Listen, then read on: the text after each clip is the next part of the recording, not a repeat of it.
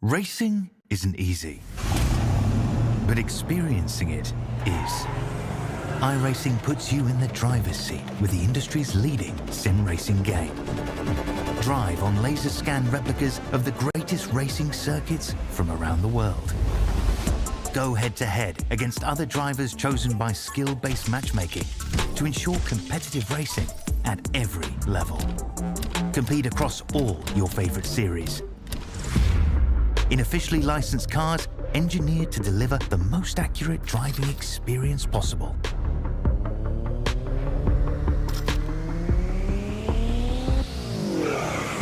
Join a race or host your own with players from across the globe. Race against the computer or in a league with friends. Feel the thrill behind the wheel.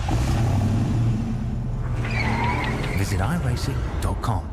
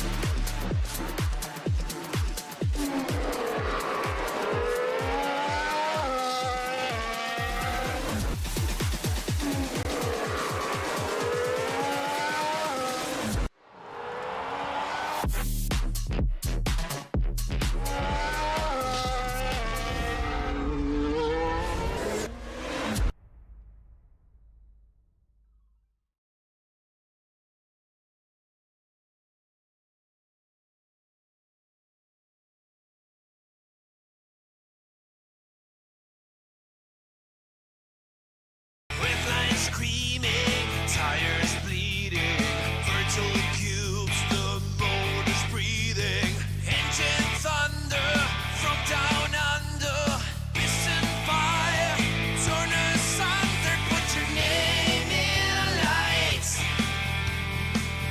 Oh, with the vets tonight, it's a 1,000 decibel supercar fight, burn this track to the ground with V8 sound.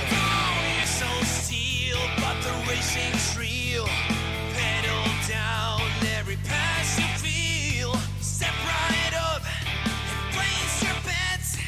This is us, the V8 Vets. Put your name in lights, put your name in lights with the Vets tonight. It's a 1,000 decibel supercar fight, burn this track to the ground with V8 sound. Put your name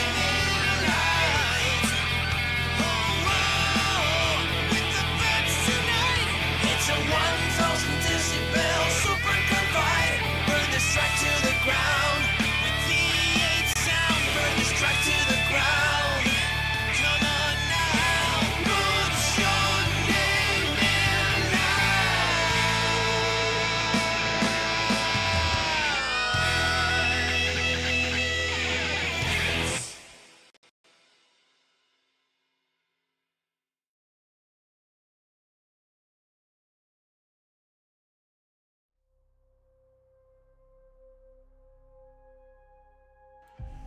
Good evening, good morning, good afternoon, ladies and gentlemen, and welcome in to Season 26 of the Racecraft Simulations V8 Veterans for the Split 2 action here for Round 2 at Shell V-Power Motorsports Park for Tailem Bend this evening.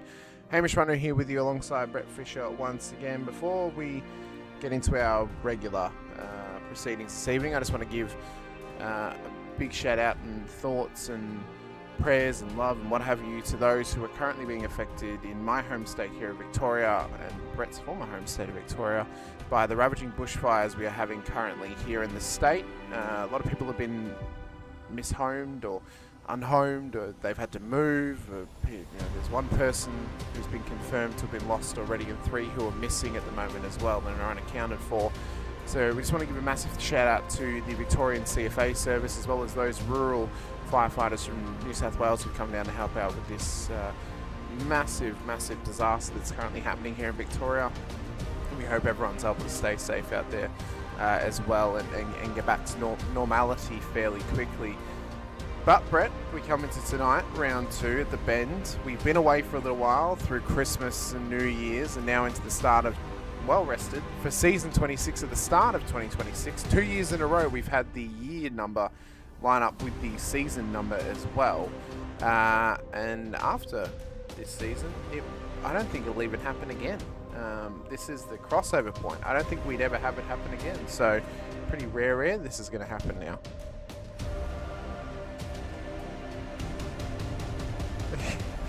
We are pretty rare. Let me just double check actually that my sound settings are correct. They're not apparently, so let me fix this. All right, talk away, Brett. Okay, yeah. Here works. Is that? Oh, okay, cool. Yep. We're all good. Yep, we're all excellent. Good. I did some updates during the week on my computer, and that would be why. Don't you hate that? I know. I basically built a whole new computer, so that would be why. So yeah.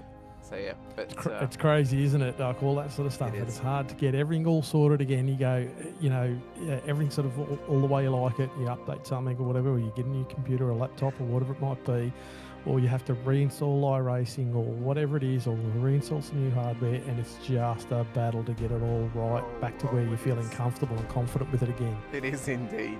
Let's have a quick look at where we are in the season. So, of course, before we left you at the end of 2025, we went racing at an Adelaide Street Circuit for 250k, 78 laps.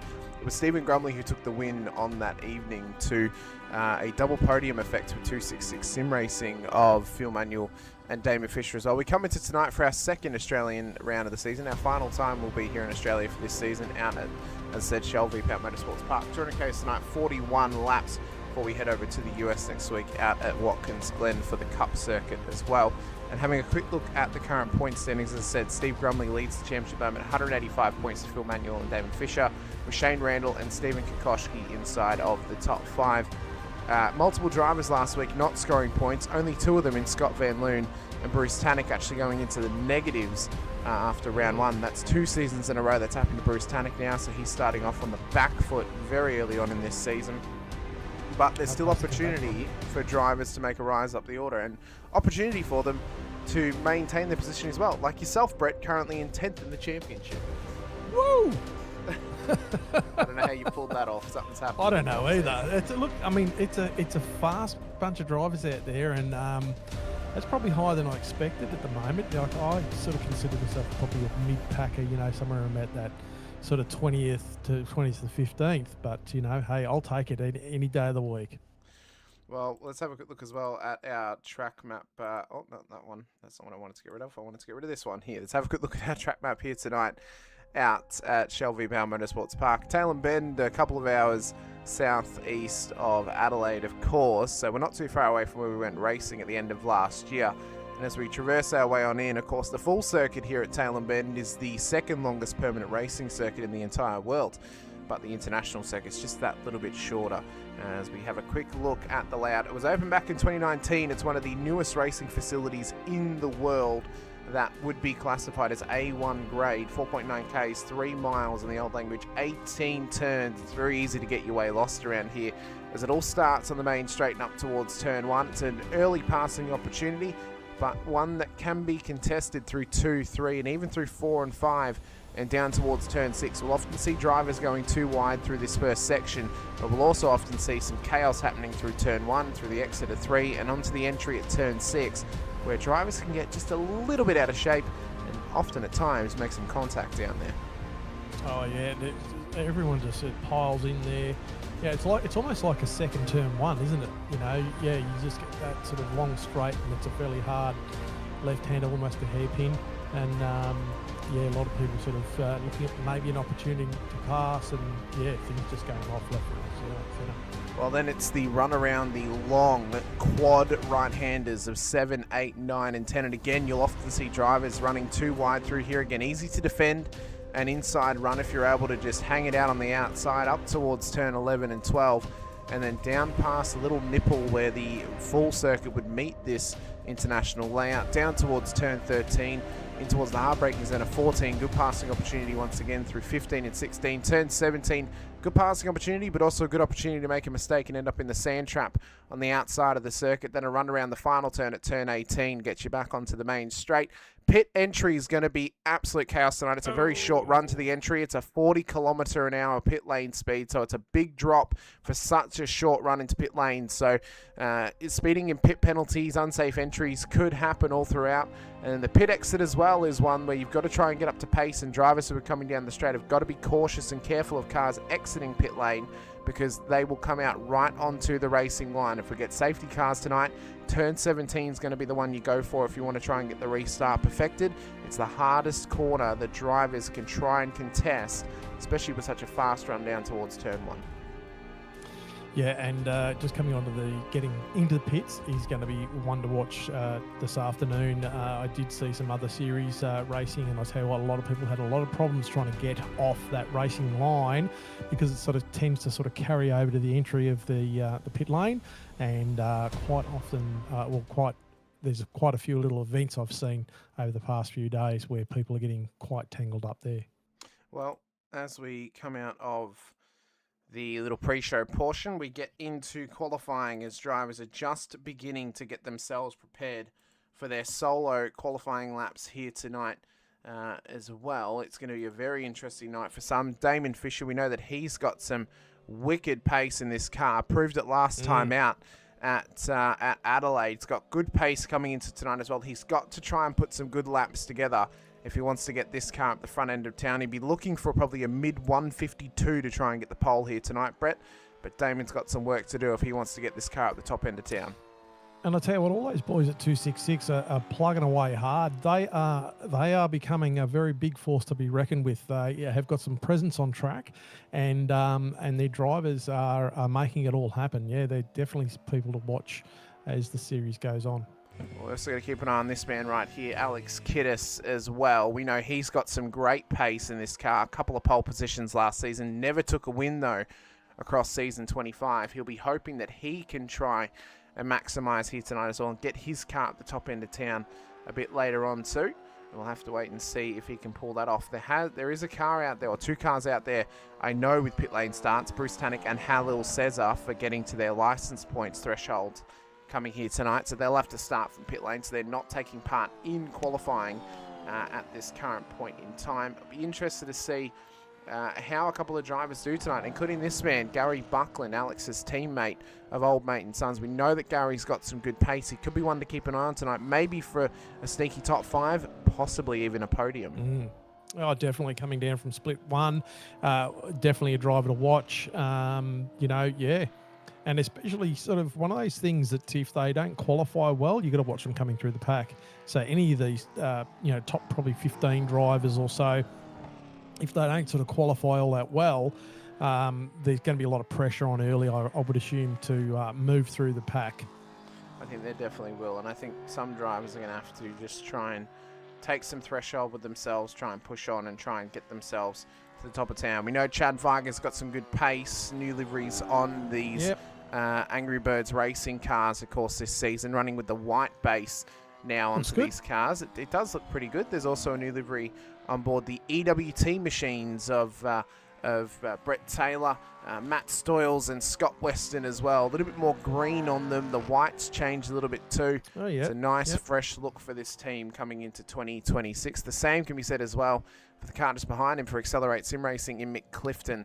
We saw a little preview of that back at Adelaide at the end of 2025. That car looks good too. That car looks really, really good. Yeah, I love the what they're doing with that moving forward, So what can Phil Manuel do here tonight? Because at the moment, I'm not seeing Steve Grumley in the start order at this stage, although maybe I'm just blind and I'm not looking at the timing properly. He needs to try and maximise. I think if Phil is going to take a race win this season, this is probably the most important race he could do it with the championship leader appearing to not be in the standings at the moment. It's, and as I was saying, like 266, look out. These boys are definitely showing some presence on the track at the moment. Joe Osterwell as well. He's been pushing hard as well. So I've seen a few of his times in practice, and they're very, very lightning.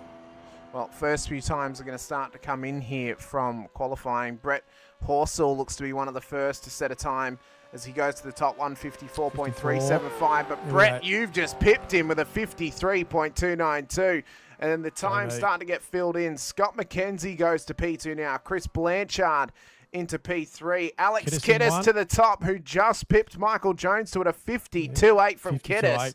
That's fast. That could be good enough for a pole position. Craig Friend pulls through, and he'll pull up Neil Tomac to pit lane to reset for Manuel the in next attempt. second. Yep. Jones in third. We know that Phil's got some pace, and he's going to push on for a second lap here instead of resetting and using the second lap as a warm-up instead of post using his warm-up. He's going to use it as a fast lap, it seems, Brett. Yeah, it's interesting to see people's different approaches. Now, Stephen Kokoschke, we know he's got good pace as well. He's got to try and get a time in. Damon Fisher has not set a time in qualifying just yet. As he pushes across the line, it's not going to count again. So he's gotten an off-track somewhere on his first attempt. He's going to have to use the second and third lap now to try and get a banker in and maybe get a fast lap as well. And I've seen times, whether he was under tow or things like that, I've seen times that have probably equaled to Kiddis or even slightly bettered that. You know, I mean, it's hard to tell in practice because you don't know the conditions. They might have had a tow and things like that. But, yeah, interesting to see. Manuel now with he's back in pit lane. So I think Phil has pulled out of the warm-up lap or the second lap attempt that he was having, and now he's going to have a push. Now he's going to have another crack. Chad Feiger's done the same thing. We know Simon Hedeshe's got some good pace as well. That's one of those tough corners tonight. Drivers are going to have to be careful of taking a little bit too much speed into that corner. Could see them running wide and ending up in the sand trap if they're not careful. As Hedeshe will come down through turn 17 and up towards the final corner to get himself prepped and ready for a final attempt here in qualifying. That is such a tough corner. That is a tough corner. Get the car slowed up enough, rotate it. It's fairly tight. Let the car get out wide, but without going too wide and keeping your speed and momentum. It's interesting. Up towards turn 1 comes Hedeshe. He's yet to set a time, and he's only got one lap that he can now do it for. It's his third and final attempt of Shell V-Power Motorsports Park here in qualifying conditions, and he's got to put a perfect lap together if he can. So we'll follow along with this towards the end of qualifying. Reese Degoe's gone up to P4 in the 518 SLS machine. So Simon has got to try and hit every marker he can. We know he's got pace, Brett. We know that he's a former race winner, namely at the race circuit we're going to next week at Watkins Glen, specifically out that Cup circuit. So he'll be one to watch next time out. But tonight, he's got to get a banker in. A little bit of a wiggle in the tail there. It is struggling for Hedeshe. Same again, like even on entry there, the car looked like it balked a bit, you know, so whether he's just not 100% confident placing the car or, you know, maybe that's his driving style, but, yeah. Hoffman up to P12. Yep. The only SCR entry this season into Split 2 with Caparonis getting promoted. That's a big slide. A big snap for Hedeshe. It's not going to be a pretty lap. Is it at least going to count? We'll have to find out. Through turn 13 he comes now. Down towards the braking zone of turn 14 as well. This is where we've seen drivers previously when we've raced here back in season 24 run it wide and end up in the grass. He doesn't do so on this attempt. Up towards the final two corners he comes. Again, it's a messy lap. It looks to be one that's going to count. He's going to be careful of the grass, though. Close. Oh, you would hate. I think he was still in. Yeah, you'd hate to see that be a 1X, though. If that was a 1X, your heart would sink. It would break. It would crumble in front of you. To the final corner will come Simon Hedeshe. Is the time going to count? Is it going to be a competitive one? Up towards the start-finish line. He comes across. It's only P26, but at least he has a time on the board. Yeah. And here's a driver we haven't been able to mention just yet. Scott McCune, one of those drivers that came down from Split 1. It's his first race here tonight. He finishes out his qualifying in P31. Damon Fisher has not set a time, and he has got one more lap. Blanchard into 6th. Yep, Blanchard goes up. Sean Cullen into 21st. Damon has got one lap, and I don't think he has enough time on the clock to set it. He's got a minute and a half to do a minute 52. Yeah, no, he's behind the 8 ball there, I think. I think he's Broadman up to 12th spot there. I think he's left his run a little bit late here, I think. I think he has. Jeremy Bush slightly ahead I Osterwald don't going think to he's going fifth to make it spot. either. So Joel Oosterwoldt to P5. Manuel will look to finish his lap. Can he challenge pole position? Chad Weiger's going to get to the end of his lap first. Kiddis looks to be sitting pretty with a 152.81. But can Weiger find the pace out of the Angry Birds Mustang?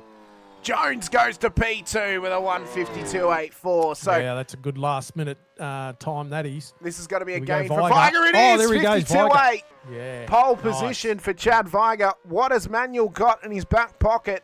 It's going to have to be a 52.7 if he wants this thing on pole position Have again. a look how close those top 4 times are.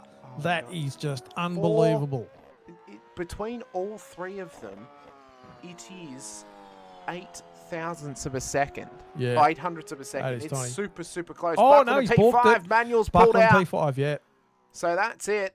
Yeah, well, Boardman's there you already go. pulled up. Lanyon in his first attempt this season will start P17. Hedersheet will finish his final lap here in qualifying, so I was actually wrong. Can he I move it up? miscalculated. He's gone to P23. P23, So yeah. It is an improvement. Well, that was a great run there by Chad to get that car on pole, that last desperate attempt. You could see by the times on the timing tower there that a lot of drivers didn't get the first time down that they wanted, and it took them a couple of laps to sort of get the cars warmed up and get those times starting to roll down. So as drivers begin to grid up, the starting grid for tonight's race will be as follows. Chad Weiger will start pole position ahead of Alex Kiddis on the front row of the grid. Then it's Michael Jones and Phil Manuel for the second row. Then it's the first Camaro of the group with Gary Buckland in P5 alongside a fellow Camaro driver of Reese Tagoe on the third row of the grid. Joel Oosterwoldt will start it alongside Chris Blanchard with Brett Fisher and Craig Friend making up the top 10. As we look back to Mick Clifton and Scott McCune for the top 12. Roy Clark, Paul Burns ahead of James Boardman in P15. Andrew Hoffman alongside him. Steve Lanyon will start alongside Andrew Galley on the ninth row of the grid with Darren Crosby and Todd Duggan for our top 20. Matt Monday, Sean Cullen then make up the 22 with Simon Hedersheet and Brett Taylor for the top 24 cars.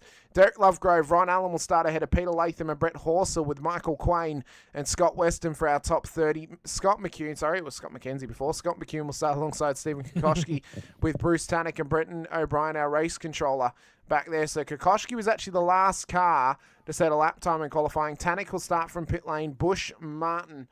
Martin's one of our race controls, sorry. So Bush, Reale, Fisher and Stoyles will start at the back of the field. Cesar and Tannock will start from pit lane. Unbelievable, isn't it? And some of those drivers, are very, like I was saying before, quick drivers, and they're at the back of the pack. You know, so you're going to have to keep an eye on those guys. Big shout out to Sean Cullen as well. He's finally managed to get back onto the into his rig, and this is his first race, I think, in a number of races. So, I hope he does well. Well, we hope to see it from Sean Cullen. He's had some pretty good finishes previously, a couple of top 20s at the end of his run when we last saw him on track. So starting P22 could be a good omen here tonight, Brett, for him to get himself a top 20 once again. Yep, never say no. Never say never. Anything can happen in Vets. Yep. We know this. Anything That's can right. happen in Split 2 as well. And again, for those drivers who are having to start at the back of the field or in pit lane, they're going to have an uphill battle tonight. I would say, though, tonight's track's probably one of the better circuits this season to get a pit lane start, Brett. Because I think you could very quickly, like within 5 laps, you could catch the train. Hell, even if there's chaos, within 1 lap, you can catch the train and you're back in it.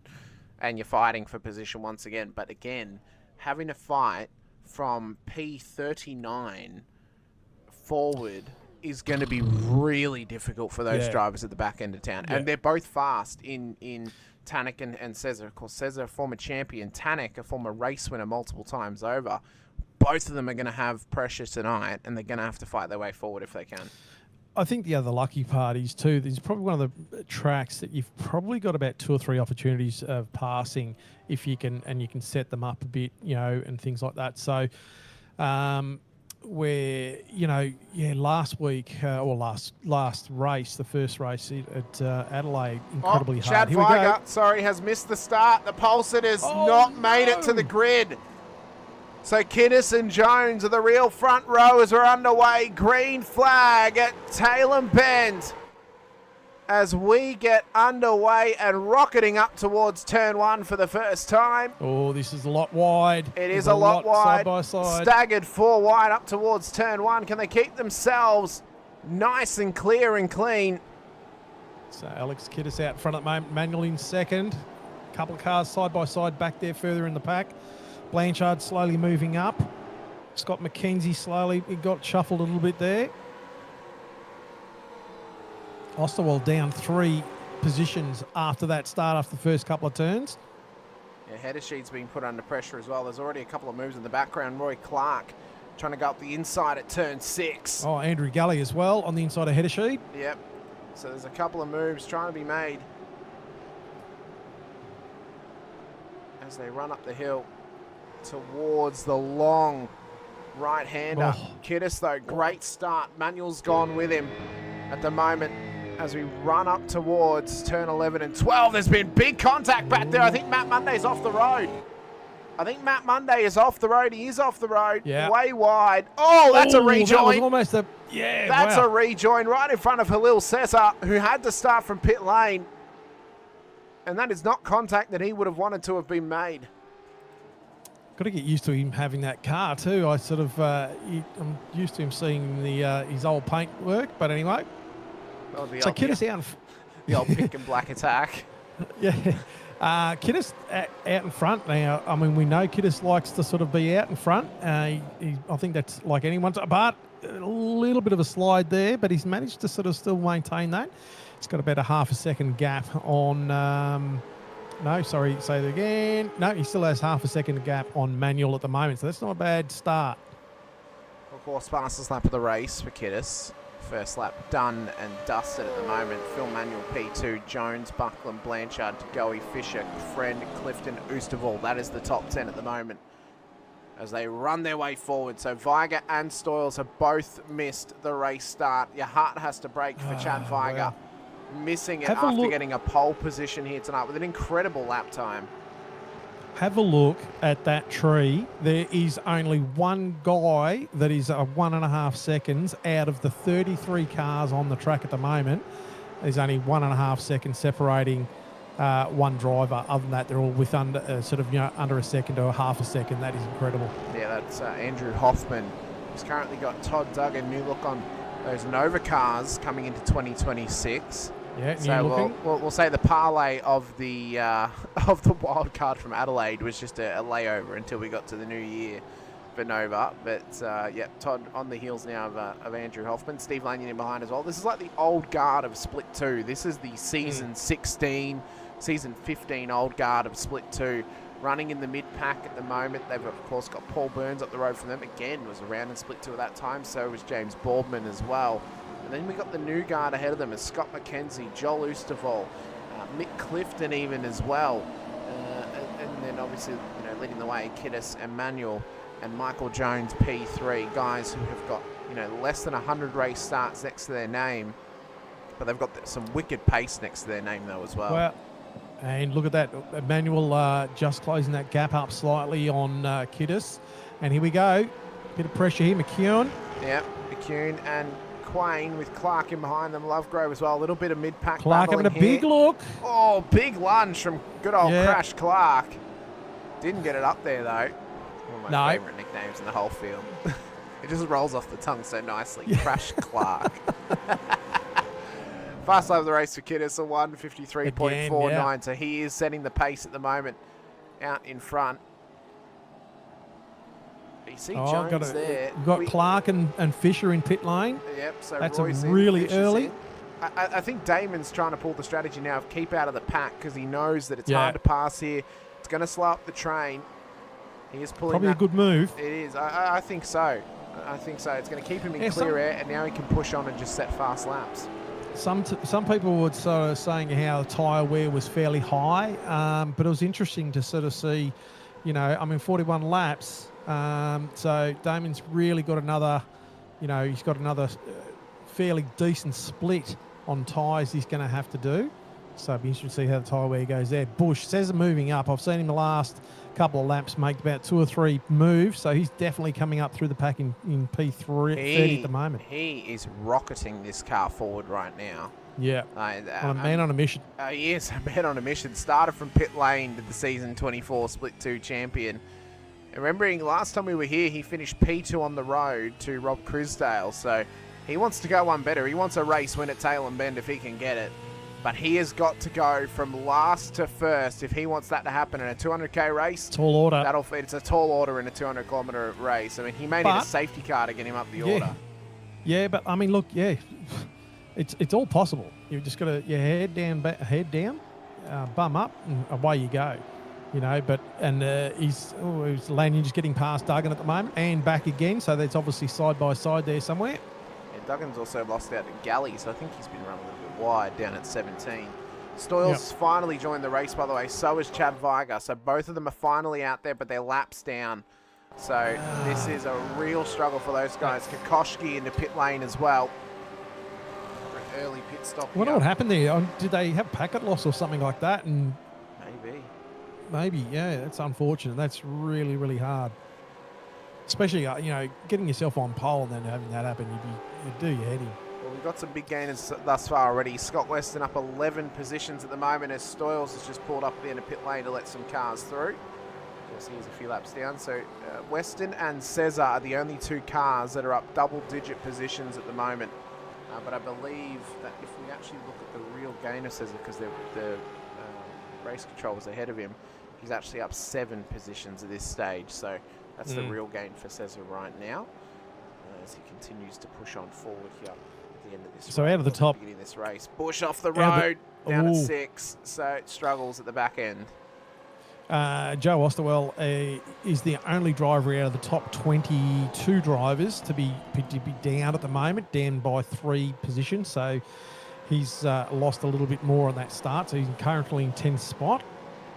There he is right there, just in behind Mick Clifton, ahead of Scott McKenzie. Alan and Heddersheed having something going on there. So where has Heddersheed gone? He's 21st. Back. Oh, he is too, yeah. Oh, Heddersheed off the road. So is Alan. Again. That's the corner we spoke about. Turn 14. Well, those two look like I mentioned them before, so they're all battling big time. So Andrew Gully now in between the two of them. That might split the boys up for a second. Well, it's actually Sean Cullen. Oh, no, Cullen. Sorry, get Sean your Cullen. teammates right, Brett. Yeah. Come on, he's driving a Camaro. And Andrew Galley's running pink wheels, so I don't know how I got that one wrong, but anyway.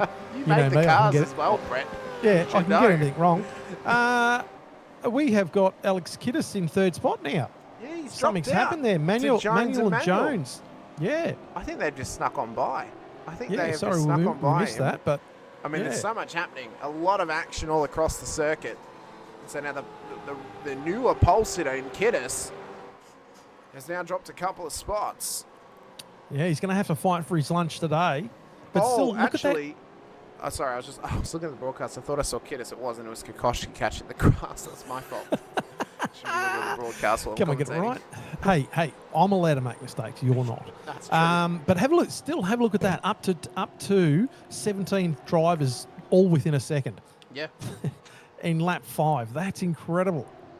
And the pace is pretty good too. What are we looking at the moment? Phil Manuel last lap a 54 flat. Yeah. Alex Kiddis' last lap was a 55.553. So he's lost a second there somewhere. Yeah. I wonder if he actually got a slowdown, and maybe that was the causing factor. Maybe, yeah. We'll see how he battles in the pack. We've said that before about Kiddis. We've got to see him in the pack. And I'll tell you what, Gary Buckland behind him, he's going to have a fairly big nemesis. When we've seen Alex in a pack, he has struggled a little bit when we've seen him in a pack, because we have had some pack racing from him.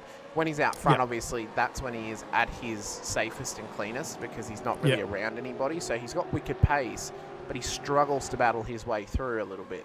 So it'll be interesting to see how he goes throughout this series. Obviously, it'd be nice if he was up the front all the time, but that's not going to happen. And so it'll be interesting to see the battles happening. Here we go, Friend having a look on myself there. Not really close enough at this point. Getting the car nice and slowed up there. Me running a little bit wide. Coming out a little bit slower there. Yeah. With Craig, as you guys battle away. See as well, Reese to Goey, 1.2 seconds up the road. Clifton is hot on his heels at the moment. And then Joel Oosterwald about a second back off of Craig Friend. So you guys are all in a nice little battle pack here, Brett. It's good to see you battling inside the top 10. I know, crazy stuff. What's going on? I was quite actually. I was when I actually put my time down. I actually beat my best time by about 3/10, so that was a first surprise.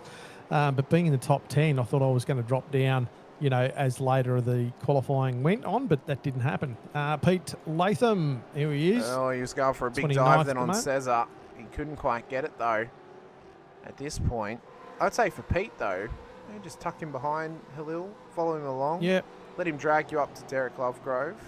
Because looking at Halil's pace, obviously he's managed to get past 7 cars. Especially this early in the race, Brett, and I think this can go. It's anyone, no matter who it is who's come past you.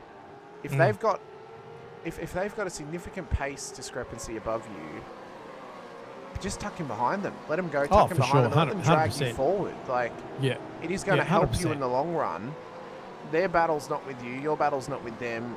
Looking into the future at race end, yes, right now it's with them. But come the checkered flag, more than likely they're going to be a little bit further up the road than you will be. So let them pull you forward. Let them drag you along. 100%. And there's a whole heap of different mentalities on track. I am of the, know the people who are running around and stuff like that. And like you say, if they're faster than you, you can have a bit of a go, but in the end, you're just putting yourself under pressure, especially early in the race. If it's within the last 10 laps, I mean, hey, gloves off, let's go, but you're just going to hold yourself up, hold everyone up, and you're probably going to force a few more, things happening on track than what really needs to happen. So, and I'm not saying you don't race, but yeah, you know what I'm saying. Right now we are at critical lap in terms of fuel usage. Lap 7 was the critical lap here tonight. So those who've already pitted, they'll be hoping and praying for a safety car right now because they'll get their second pit stop done for free, even though they will have much older tyres if they were to come in at this point. But we are at that current critical lap. And how the strategy game has changed over the last few seasons, Brett. I recall a time when there was early critical laps. A lot of drivers would come into pit lane early and try and sneak their second stop on the critical lap, where now we're more so seeing drivers are actually just pushing past critical, trying to push on, because we're seeing a lot more safety cars in the midpoint of the race than what we're seeing them early.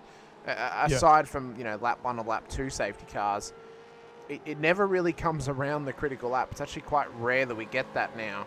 So, the strategy of them just pushing on, I think, is the better one.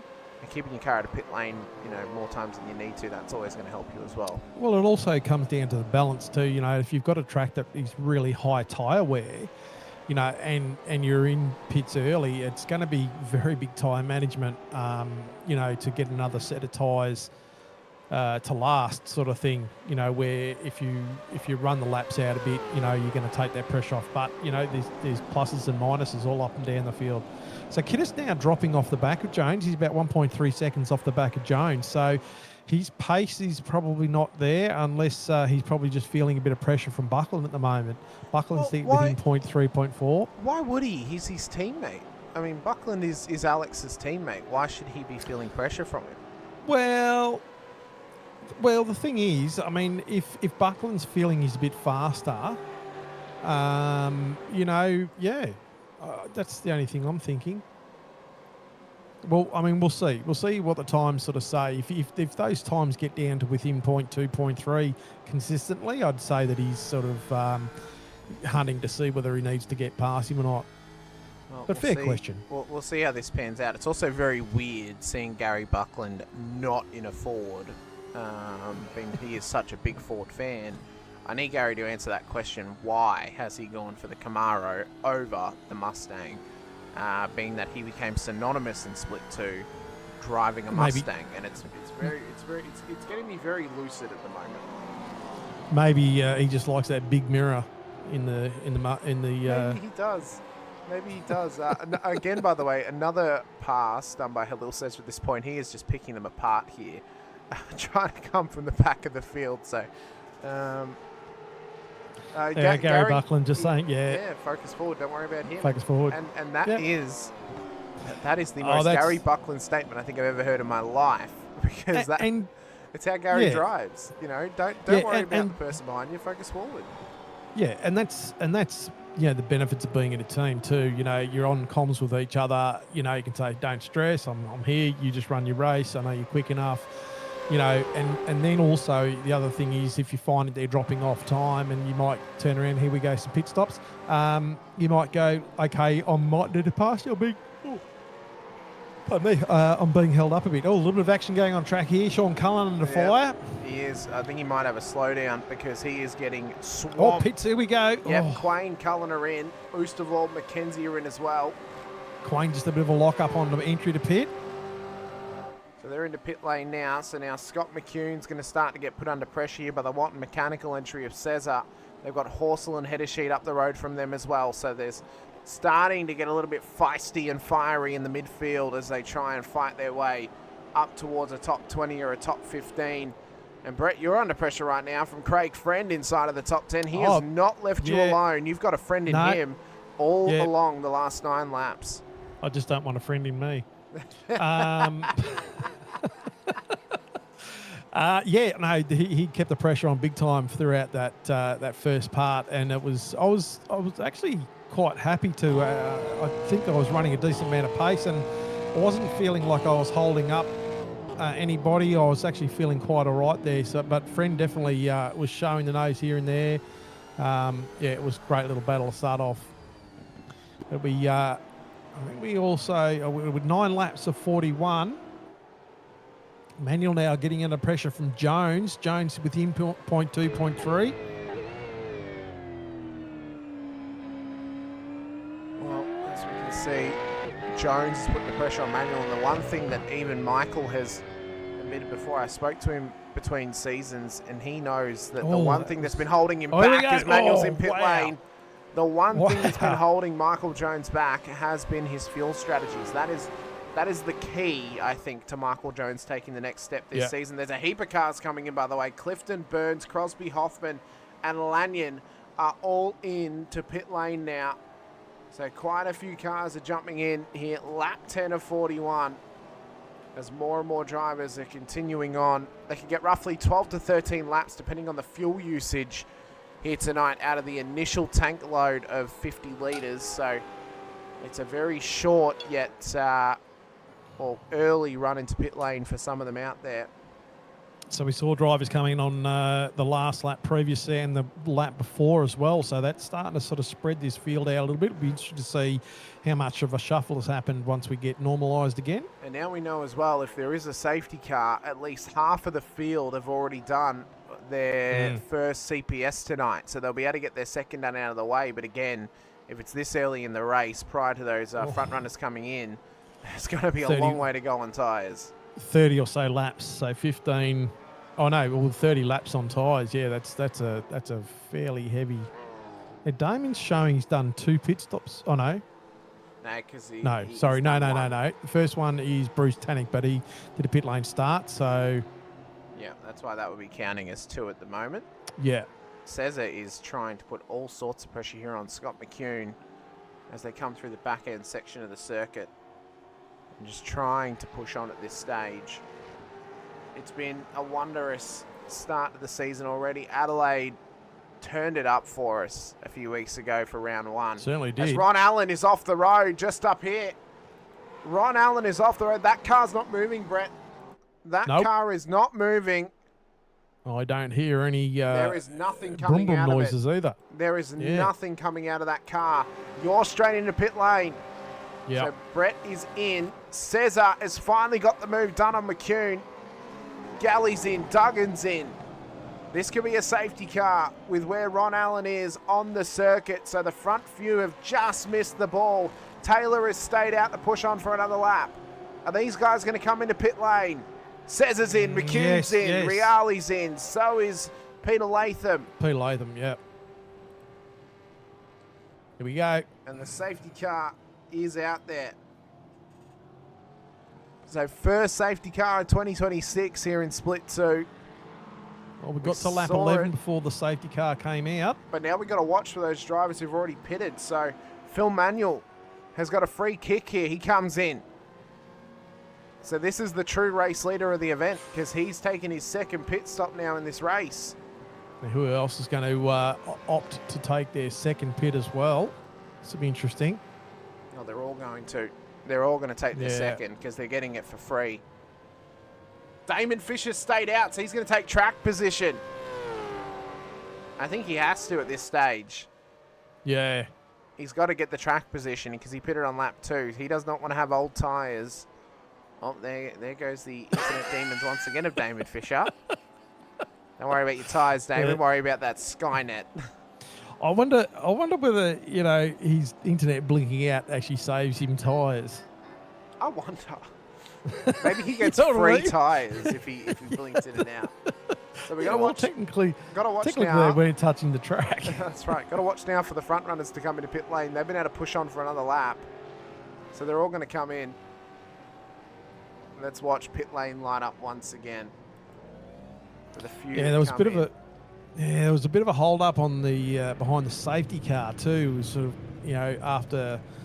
after coming out of pits, there was a few people behind the safety car. They called them to come through, and we sort of stuck behind the safety car.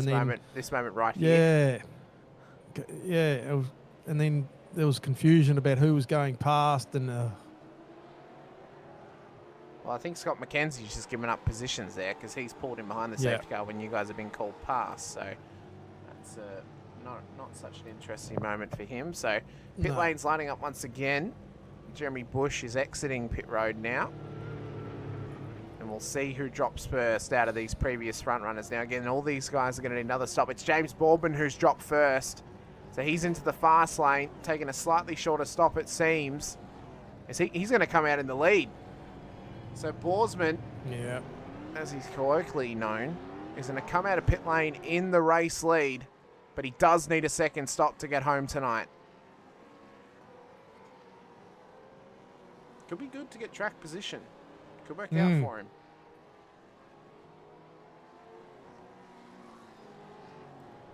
We're waiting. Roy Clark's coming into pit lane now as well. So a couple of cars are in. Damon Fisher's pushed on.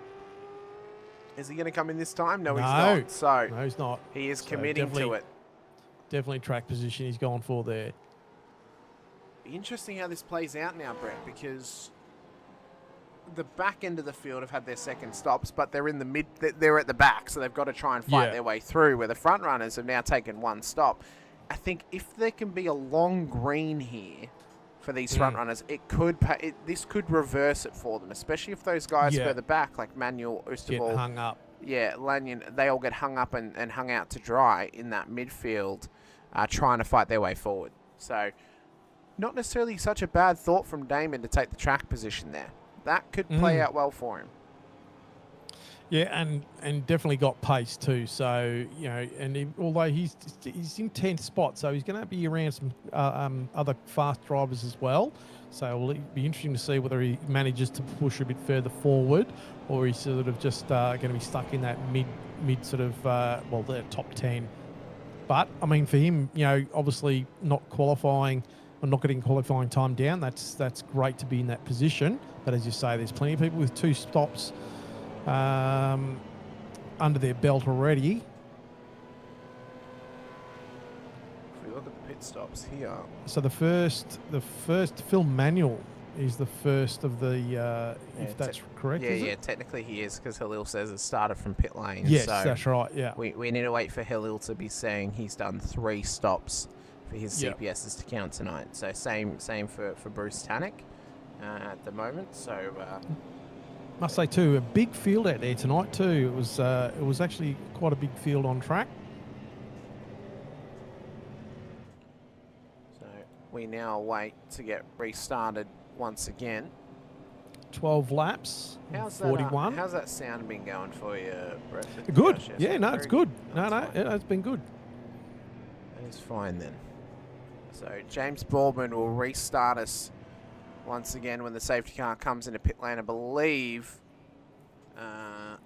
we're waiting for some wave rounds at the moment before we get going once again. So we'll take this very, very quick opportunity to give a thank you to Racekraft Simulations and all the other sponsors of the V8 Veterans as well, including long-time sponsors Logitech G, as well as Parramatta Isuzu Ute, Nova Simsports, Player One Sim Gear, as well as Südspeed gloves, LGC Images too. and as well to M1 Used Cars for the Driver of the Day award. Last time out it went the way of Shane Randall. Be interested to see who it goes out to tonight. There's been some very consistent runners thus far. Obviously the early choices of positions gained. There's it looks at Scott Weston, Damon Fisher, Lil Cesar, Brett Horsell, Mario Reale as well, but just drivers who've been running pretty consistently. I mean, Gary Buckland has done very well, so has Kiddis. Can't really look past Phil Manuel at the moment as well, but be very interesting how the end of this race comes about. Oh, certainly. We're building up, and we've still got plenty of laps to go to. We've got a lot of laps to unwind, so there's a lot of racing still to happen, and it's going to be interesting how this one folds out. But so far, there's been some great racing. Some fantastic racing all throughout. First part of this race, Stephen Kokoschke and Michael Quain trying to get their wave rounds done now, so they're going to get past to cleanse the field a little bit more. I do like how they've changed the rules on safety car, allowing the lap drivers to get their lap back now. They call the cars over to the left, and just anyone who's a lap down, call them through. Well, instead of actually going through everyone's number. And obviously, if you cause the incident, you know, you don't get that opportunity to get a lap back. But yeah, well, of course, it's it's not that everyone is eligible for it. It's to cleanse the field ultimately. If we were to get a very late safety car in the race, you may see an adjustment to that, where if there's anyone who's amongst the front runners, they'll let them through, i.e. the Michael Massey rule, where if they can maybe get involved in a front pack battle, then they'll cleanse the field and let them go through, and then we'll get it restarted as quickly as possible. Yeah, let the racing happen. So we've got still to go 28 laps when we cross the start-finish strike here tonight. I believe the waiver rounds have now been completed. Could be wrong though, could be a couple of cars still yet to come past, but James Boardman needs to try and perfect this race start again to perfection. We've got someone coming through here. Bruce Tannick that's going to come through. Yep. So here comes Tannick. So I think we may get one more lap behind the pace car here. Yeah, I think we're too close. Yeah, we're too close to the end of the lap, I think, aren't we? I don't think we go this time. I don't think so. I think we get one more. Yeah, we're going to get one more. Now, interestingly enough, I don't recall if this was the case at Adelaide. You could tell me if it was or not, Brett. We had, I believe, Race Control are planning to give the race leader 100 k's an hour instead of 80 tonight. Is that a change? Or did we have that at Adelaide? Do you remember? I can't remember if we had that at Adelaide or not, but I know that, yeah, definitely there was, maintain 100 k's an hour once the safety car had moved off. Now, this is, So that could affect when James can actually go, because if he has to maintain 100, depending on where this pace car actually leaves him, he may not be able to go at turn 17 where we mentioned, because the pace car may not actually be in pit lane yet. So yeah, that's well, and that's right. You've got to wait for the call. Wait for the call to say that the safety car is in pit lane. You have control of the field. So we'll see how this plays out. One more lap of tail and bend behind the pace car before it does come in. Got a massive season coming your way. Watkins Glen Cup circuit next week is going to be an absolute barn burner, including as well Catalunya the week after as well. So a great couple of weeks coming your way here on the Vets. You guys don't want to miss any of that action. So if you're watching on the Vets channel, be sure to hit the like button, and subscribe, the bell icon too. And same over on Infinity Broadcasting if you're watching along with us as well. Be sure to hit the like button, subscribe, bell icon over there as well. Rest of January, of course, as I said, we've got Watkins Glen, Catalunya, and then Canadian Tire Motorsport Park will round out January. Then we return in February with Silverstone Legacy Grand Prix circuit, Sebring International as well for our 300k race, Suzuka in round 8, Miami Grand Prix circuit in round 9, and we end it all out at Circuit Gilles Villeneuve in round 10. So it's a big season, an international season as well. 2 Aussie tracks to start it all out in South Australia before heading to the US and Europe, and then back into Japan as well eventually for what is a world tour season here in the V8 Veterans. Shout out as well if you're over in the Supercars Discord server. Get over in there, vote for the tracks you want next season. I put my votes in today, Brett. We had to choose between 3 VAR layouts, and my question was, why are we going to VAR? I don't like VAR very much, but I'll give my preferred layout. So I chose the North Circuit at VAR. And then if I can remember correctly off the top of my head, the other tracks that I selected, in fact, I could just go over to the Supercars community page and have a track discussion. I can find you the tracks that I put in there, if I can. So let me see if I can find mine. Apparently I can't. Apparently it just does not exist. Safety car So is away. So Boardman will have control of this field shortly. I found it, by the way. Yeah, right. he's having to go 100 k's an hour, remember? So Yeah. they've told him to go 100, so the pace car is away. The tracks I selected were VAR North, Mobility Resort Motegi, Coda, NASCAR West, and then my experiment track was not the Launch Life, it was actually Charlotte Roval 2025, because I love the Roval. So we'll see when Borsman goes green. He's gone green Boardman's now. gone now. He's gone now. The pace car's not in yet, so he thought he could go at that point. So Borsman is green. He has jumped the start there, but he's got a 1.7 second gap, so we'll see if someone calls that into race control. Yeah, we'll see what race control do with that, because that is a massive jump. Safety car definitely not in pit lane at that point, so might be getting a penalty coming his way, perhaps, depending on how race controls see that. DeGoey second place at the moment. Buckland in there. Looks like Damon Fisher moved up 2 spots then from Heddersheed He did. and Jones. Yep, Heddersheed moving back down again a bit further. They both had a traverse off track. We've got... Oh, who's that? round goes to Lil Cesar. Little. I think he got hit. I think Cesar got hit there. That's unfortunate. He says it would be seething after that. And now having to wait for all these cars to go back, so he's gone. But yeah. After 15 laps, with what was a great start for this team, it's all crumbled away in the span of about half a lap. Yeah, what a shame. Because there's no doubt that Boardman jumped the start. And so he'll likely get a post-race penalty, perhaps, from race control. And then Cesar's just been drilled after what was a great start to this race to fight his way up to P15. Yeah, what a shame. A shame we missed that too. DeGoey just dropped down. Buckland past him now. And DeGoey dropping again. So, contact with Kiddis. Kiddis. Contact with Kiddis, who was not far enough up alongside. And Friend gone off as well. Friend copping a bit of damage on that left-hand quarter. And Friend won't be happy about that, because that was his teammate that caused that in Kiddis. Jeez, and that was a pretty lively rejoin too. It was. DeGoey being passed by Peter Latham, so DeGoey dropping further down. He is dropped right in front of who we think is our corrected race leader, Phil Manuel. But he's got to try and fight his way through the pack. The more laps that go on, the less likely he's going to be the corrected race leader, as Michael Jones is down pit lane. And I don't think this is a pit stop. I think he may have a drive-through, maybe, for not serving a slowdown. Maybe. Damon up in the 5th spot now. Yeah, so that track so he's just behind Kiddis seems to have been the better option for Damon right now. And again, the longer this goes on, the better this is going to play out for Damon. Yeah. So he's up 35 spots at the moment. So it'll be interesting to see how he goes towards the end of the race once he's done his second pit stop, where that starts to normalise. Well, he's going to be able to equalise his tyres out. So he'll have better grip at the end. And, of course, this track does chew tyres for breakfast.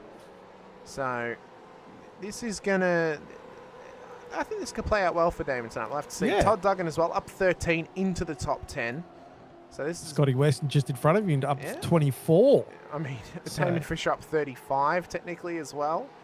Heddersheed up 14. Taylor up 14. Brett, you're only down 2, but you're still within the hunt of the top 10. Yep. So we'll see how this plays out and if it plays ball tonight for these drivers. Scott McCune's up 15, Reale's up 20, so the HSR cars have gone together up the field. Managed to work it all out between themselves. Stoyles is struggling back there a few laps down at the moment. Chad Weiger is finally back on the lead lap, by the way, so the pole sitter, it's heartbreak for him tonight. It's heartbreak hotel at Shell V-Power Motorsports Park for him. And Tannick also up there as well, so he's a quick driver. He's someone to watch out for. Well, he's done his 2 allotted stops. In fact, he's done 4 thus far because one of them was his pit lane start. Another one was a drive-through penalty. So he has been through it already tonight. 1.4 seconds is now the gap from the race leader to P2.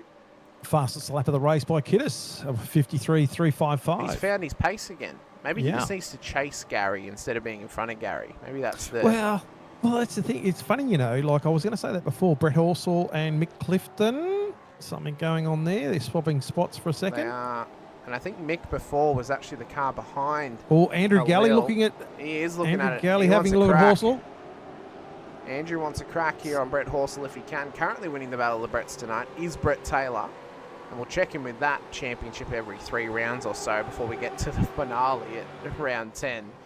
It's amazing how all the Bretts can... I mean, have a look at that. There's only Mick Clifty in between all the Bretts at the moment.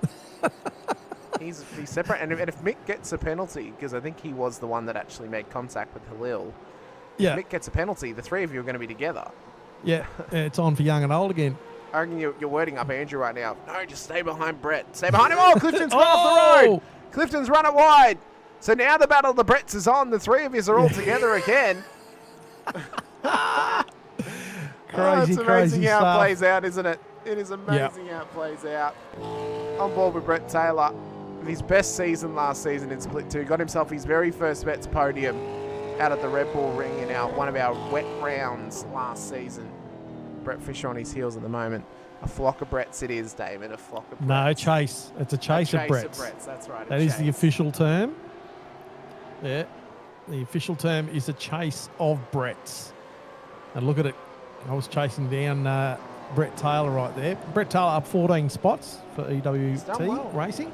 He's done very, very well. What, Brett, Mr. Taylor, we're going to call him here. Which one? Mr. Taylor has been coming into his own since the Gen 3 car came out.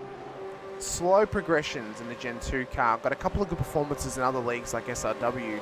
But he's finally finding his groove in Split 2. Clifton pit lane. This team, as Clifton comes in, so I think that's a drive-through for Clifton. This team of EWT, of course, one of the 2 teams that rose out of the ashes of Taipan Esports. This team is finally getting into their own. XSR had a much earlier rise up the order, had a much earlier push forward, of course, with the likes of Greg Favell within that team, Andrew Rushworth, of course, Wayne Walker as well, Mick Clifton too. XSR compared to EWT's had a lot more success in Vets out of those 2 teams that separated from Taipan. But EWT are starting to come into their own now. They've got a couple of podiums next to their name. They've had some success in the lower splits as well and just trying to push their way forward. They're almost the... I don't want to call them as a negative. This is as a positive for them.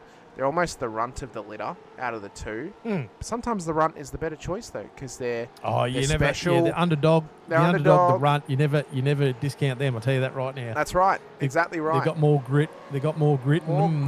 More determination, and they're wanting every little position means the world to them, and every win or every podium is like winning a championship. And when you can pull that off. It is fantastic. And, of course, Brett wasn't a part of the team when they separated. He joined later, turning it from East West Racing to East West Tasmania Racing. So he's become a huge factor in this team alongside Craig Healy, Scott Weston and Matt Stoyles as well. Request to have a look further back in the pack. Oh, Sean Palmer. Getting some looks back here. Plenty of racing going. Yeah. I was just about to mention before, again, you know, that if you have a look at that tree, geez, there's a lot of racing going on. You know, this little pack here with Hoffy in it, so from Monday right up to Degowie, you know, that's an angry pack of cars there. Apparently, according to Rhiannon over in the Infinity Broadcasting chat. Oh, big Backlog of lock-up, big Brett's, lock-up. actually. It's a big lock-up. Who was it? It was Reese to go. And Phil Manuel are dropping some spots now as Lanyon's coming past. So this is now the struggle of taking those 2 pit stops and ending up further back in the field, because now you're starting to battle away. And for Lanyon, Manuel, Oosterval, and De Goey, these guys are all trapped back here as Ron Allen's been off the road once again at turn 1. So these guys are starting to cost themselves. Yeah, and this is always the drama of actually being, like you were saying before, being further back in the pack, being locked in a battle pack.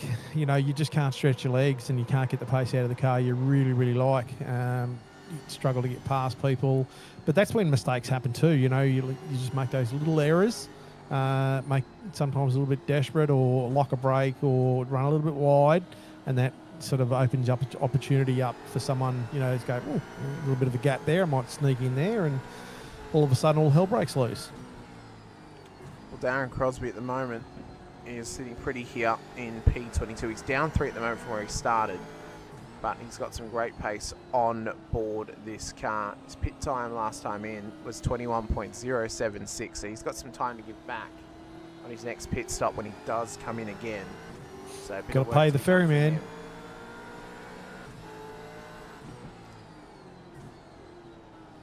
So race pace is around.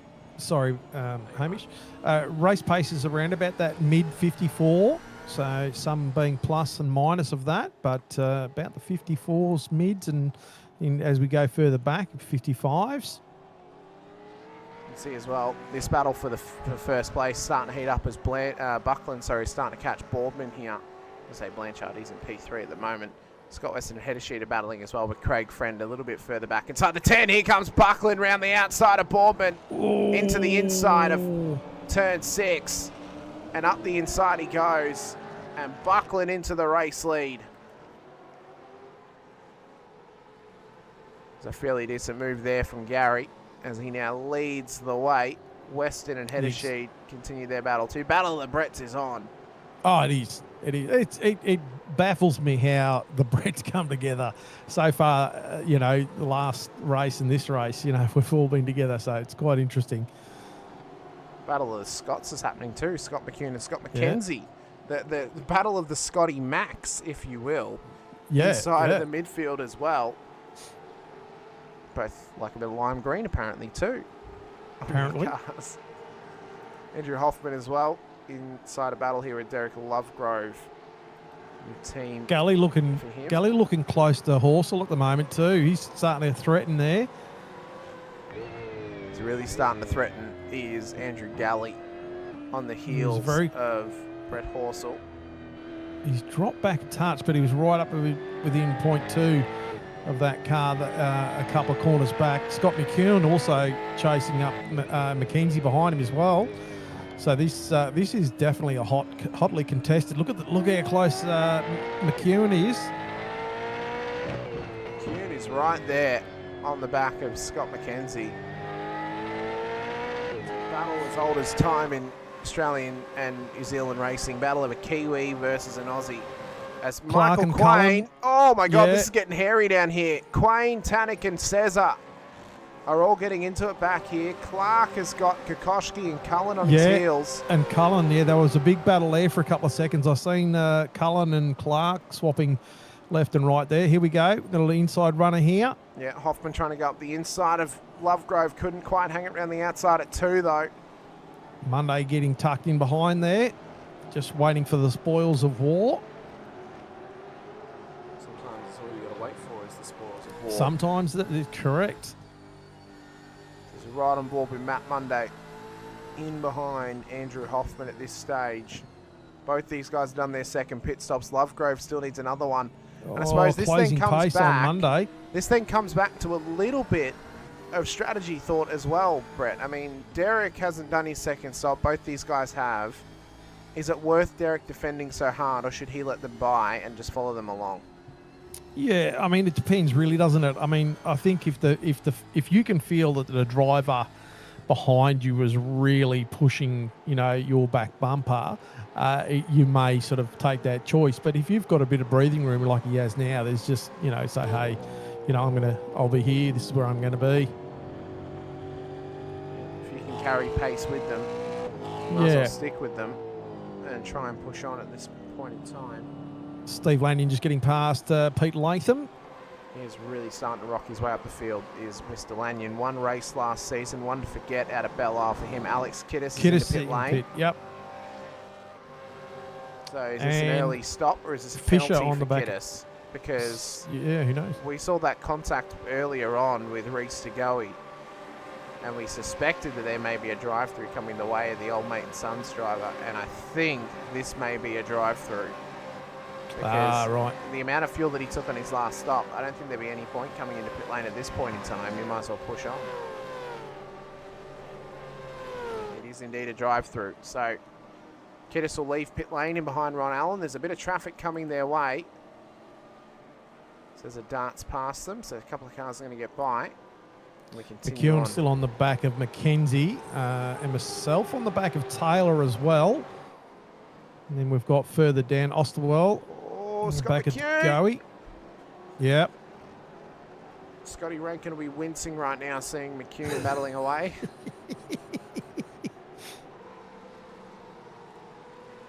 I mean, it's hard to pick. I mean, there's a lot of battles all the way up and down this field at the moment. It's great to see. There's a little bit of gapping out at the front there. So Damon's now been released from Kiddis, but he's about a second off the back of Blanchard. Boardman is half a second off the back of Buckland. He's hanging with So him, that's is sort of- Boardman. Yeah, He's so that's not- normalised a bit at the moment.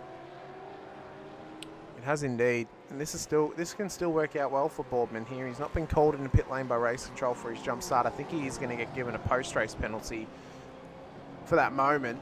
This is working out well, though, for Damon, because he's able to push on Yeah. right now, and he's still within the fight. I think 36. probably fighting for a top 15 right now is Damon, which is a hell of a Yeah. gain tonight, if that is Yeah. the true battle Oh, for yeah. him. And I think, that's, good risk versus reward for him. He was never going to be able to strategize his way to the very front. But a top 15 would be a great strategy play. Even a top 10 would be a great Definitely. strategy play tonight. Yeah. Yep. And I mean, so far, it's unfortunate that he couldn't get his qualifying down, because he's seen just so far the first two races in this series, he's really shown some pace and some, like he's become a threat in that top 10, definitely. Scott Weston at the moment has got his teammate Brett Taylor playing rear gunner as he tries to chase down Simon Heddersheed and Craig Friend just up the road. So the midfield is really where the heat's been coming from tonight in terms of the battles. Phil Manuel and Reese Tagoe are battling away back here.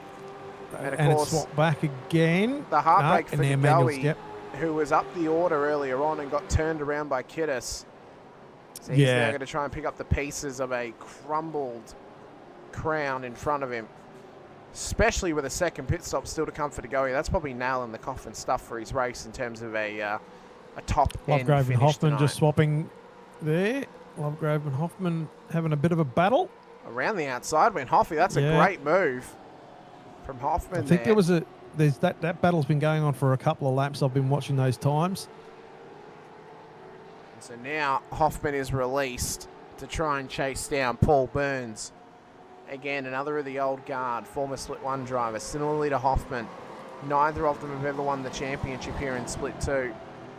I remember the days of Burns being a privateer in the series, running his old KTM liveries on the Gen 2 cars before he made the move to be with Troy Stone Street as a pairing in Split 1. And then when Stone Street went to WKMP, Burns went over here to 801 to be with the likes of Hyde and Matt Scholes Boardman in as well. pits. I wonder whether that's a drive-through. No, No. looks to be a pit stop. Yep, pit stop. So it was a shorter stop on the first run, so I think this is about as far as he could go on his pit run.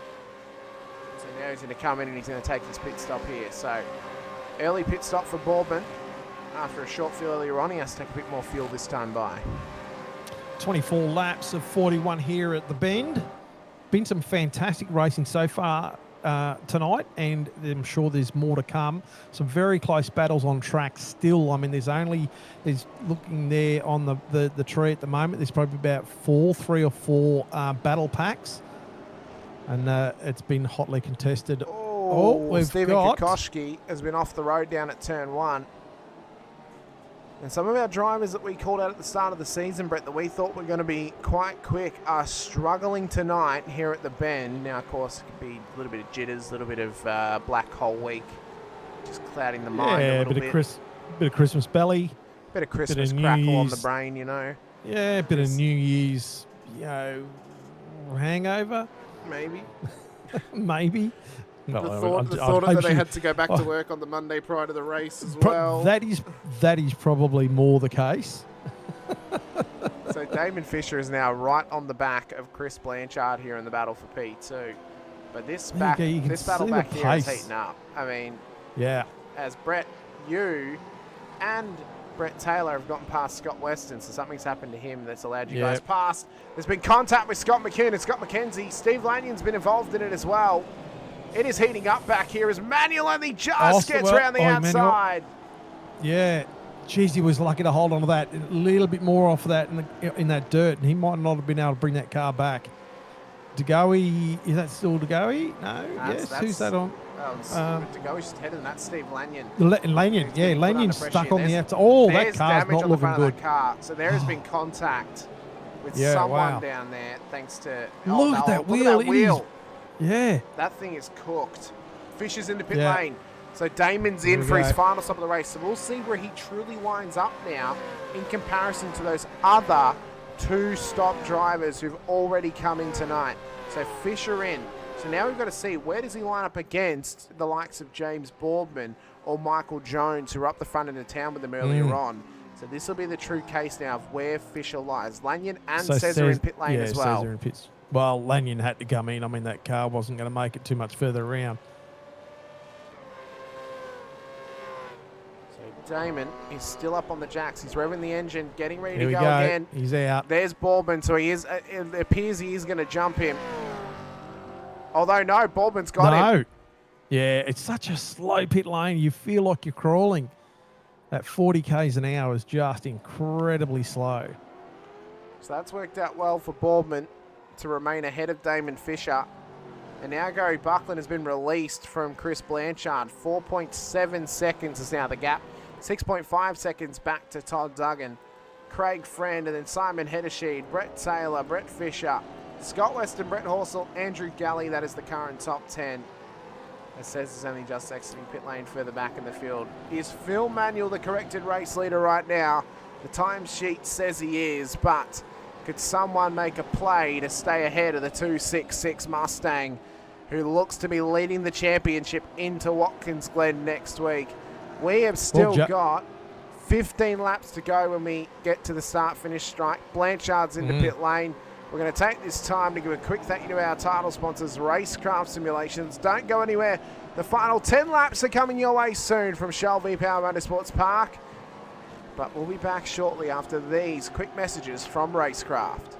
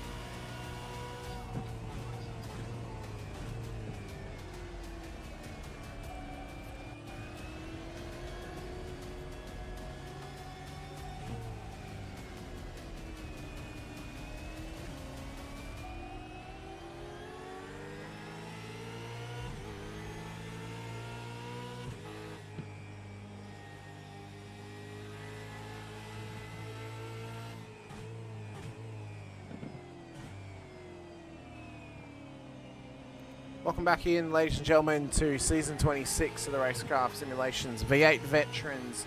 The split 2 action here at round 2 at Tailem Bend. If you want to go and check out some of the rigs and you're in the WA or Perth area, go to 16 Grogan Road, Perth Airport, chat to John and the team, check out some of the rigs they've got on the floor, and if you've got the spare coin in your back pocket, well, maybe fork out for one of those PT1s. It's an awesome bit of machinery, and it looks to be a top-level piece of kit as well. We've been advertising it for many seasons, many years. It is a great piece of sim racing hardware. You guys can get your hands on it for only a down payment of a house, but it is still well worth the investment. Sign me up. Sign me up indeed, as we're on lap 27 of 41. Gary Buckland's down to pit lane, so the race leader is in. Phil Manuel's up to P8 at the moment. Joel Oosterwald in behind. Darren Crosby as well. That could be the corrected top 3 at this stage of the race. They've got Scott McCune ahead of them. Scott Weston's up the road as well. Todd Duggan has continued on, so he's going to get a bonus point for leading a lap. Smart strategy there for Todd. Bonus points could be the difference maker in terms of a position or 2 in the championship. McCune's in. So is Craig Friend. So Manuel will get promoted up to P5, and it's only a matter of time before he is the race leader here in Tailem Bend. And we'll look to leave South Australia and head over to New York State to Watkins Glen as the championship leader of Split 2.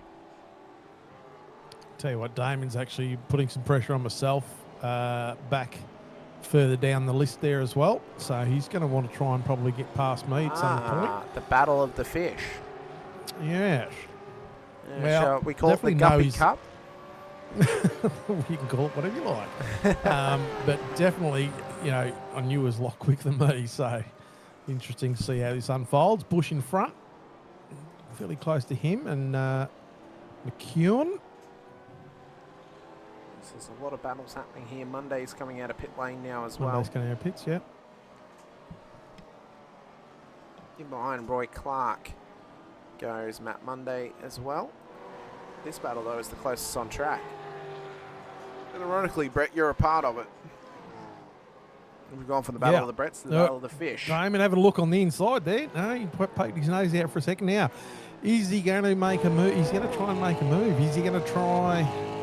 You know, we did talk about him at Adelaide. He sat behind and he's quite willing and happy to do that, but we thought he missed a couple of opportunities. He's definitely got pace at this track. Is he going to, you know, try and get up there? It's a bit racy there. Header sheet dropping a little bit there. Pete Latham getting past him, and header sheet back again, so they must be side by side. Todd Duggan's explained, by the way. So Todd is in. Now continues on forward. Mick Clifton's been off the road again further back, so he is in Struggle Street right now. Well, that Hoffman, little battle P9 pack. Back to myself there. Sorry, I don't want to steal it, but that is really getting close there. Oh, it is. It is. We've And got to try and show Damon everything we having a can. Brett has got... Damon's got loose, sorry. Boardman. He wants Boardman it. on the inside there. Yeah, he's got probably... Yeah, you can Damon hold him off. And Andrew Galley sitting in gunner and behind there as well. So he's sort of probably licking his lips going, yeah, keep on battling out, boys. This is like Having the a look battle on of... Bush. It's like the battle of 6 steps of separation here, Brett. Because we've got yourself and Damon, brothers battling away. We've got yourself and then one of my drivers in James Boardman in amongst this. And then you've got yourself and Andrew Galley, your teammate, involved in this as well. And then Jeremy Bush, who's just trying to survive amongst this battle of 4. Yeah, as Damon goes up the inside at 1. It is, isn't it? It's quite interesting how it plays out. So Bush just being hung out to dry the outside of that first turn, but Damon getting tucked in there. Boardman trying to go the long way around outside Galley. Can't get that done, it's so kind of he's going forced to have out to tuck there back in. a little bit. So Galley's done a good move there to get him on the switchback and up the inside at turn 3. As Galley wants it to make it 2 from 2. And a couple of corners, a little bit of a lock-up, though. Got to be careful of banging doors with Bush through 6. Boardman's going to try and pick a lane. That was a good move by Galley. He put the car right there early. And Bush had the foresight to see that he was up there and gave him plenty of room. So Galley now moving on. So is this now where the tyres are starting to fall away for those lap 10 pitters here, Brett? Because Bush is one of those drivers who'll be losing out at the moment. Sean Cullen, Michael Quain, I mean, these guys pitted earlier on, but they got Blanchard chasing them down. as Brett Horstall's Yeah. now in the pit lane. Oh, hang And on. I think Sorry, I've just noticed Brett Taylor's leading the race. I feel like we're going to put some shine on that for Brett. Brett Taylor's Yeah, actually leading yeah. a race for once. Scott Weston's P2 as well, so EWT 1-2 at the moment. Phil Manuel corrected race loving leader. P3 with his teammate Joel Oosterwol in behind as well. Oh, cracked me there. I'm like, oh, Brett, how have you got up there? he's done well. Well, great to have Isn't everyone it- watching along with us as well in the chat. Thank you all for joining us once again, whether it's on Infinity Broadcasting or the V8 Veterans channel. Massive season coming your way here in the Vets, of course. Tomorrow night, 6:30 p.m. Australian Eastern Daylight Savings Time, 8:30 p.m. New Zealand Daylight Savings Time. The Split 3 action returns, and then 8:30 p.m. Australian Eastern Daylight Savings Time tomorrow night. Split 4 goes live as well, so it's a double header for your Sunday night of V8 Veterans action. Over on the Infinity Broadcasting side, Monday morning, 11:50 a.m., we go racing with Highside Motorsports once again out at Watkins Glen Cup Circuit, so you can get a little preview of what's to come for next Saturday with the supercars, and then Monday night, 7:50 p.m. Australian Eastern Daylight Savings Time, myself and Brenton O'Brien in the booth for round 2 of season 4 of the VRS Porsche Cup Series as we look to go racing out at Circuito de Nevada for the first sprint round of the series as well. So there's a lot of sim racing action coming your way here in season 1 of iRacing, including season 26 of the Vets, season 1 of Highside, season 4 of the VRS Porsche Cup Series as well. It's Craig Friend just getting past Bush. Geez, well, Damon's just starting to pressure you here, Brett. Yeah. Like, still knowing that he was quicker than me, but I wasn't going to give him a free kick. So we know that Burns and Hoffy have been hanging out together in Discord, being that they're in the same split, of course, Brett. Could there be a little team change coming maybe for Paul Burns? Could we see Paul in a Chubby Buns livery next season? Oh, who knows? Who knows? Brett Taylor, Chad Varga, Have in you got pit the lane. inside mail? Well, I just know that they hang out in Discord together. I don't know if they're thinking about becoming teammates, but... Maybe that's just the thing. Chad Viagra and Vic in pits as well. Yep, so Scott Weston's going to get himself an extra point for leading a lap here with 11 laps to go now at the bend tonight. So we've petered out just a little bit. The field is starting to heat up, though, in the midfield and further back towards the end of the top 20. Lot more pressure coming here now. The Battle of the Seven Seas is underway, and it's for P12 on the road. As Brett Taylor's in the big exit look. pit lane, here comes Damon Fisher on the inside at turn 1. Gets past his brother. And Yep. Damon gets one up on Brett into turn 1. I did lift there a little bit early, and I thought, mate, you're much What quicker than I brother am. are you, Brett? Which brother out there would lift? They drill them or nothing. That is Well, the... I've done that already. I've drilled the back of his car already, so I thought, you know, hey, let me not do that again. Can't wait for us to go racing in Philadelphia once again, the city of brotherly love. Bring us some action. Oh my God. So it's only a matter of time Unbelievable. before Phil Manuel, of course, is the race leader. This will be his first win in Vets for Split 2. If he can pull this off tonight with his teammate Joel Oosterwol. It'll also be the first time that this team's gotten a 1-2 finish. They are the team to beat, it seems, this season. Multiple cars inside of the top Powerhouse, 10 aren't they? last time out at Adelaide.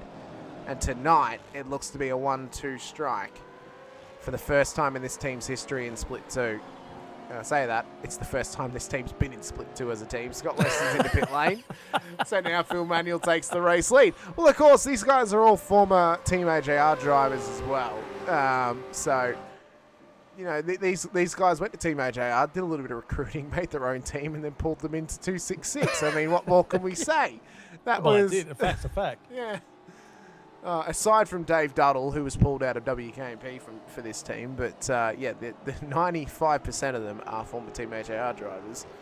But Scott Weston comes into pit road. It's quite interesting, actually, that the different teams some drivers have formerly been a part of, and then the newer teams they're now a part of now as well. Of course, Damien Fisher, a good example of that, has been in 3 separate teams in the Vets.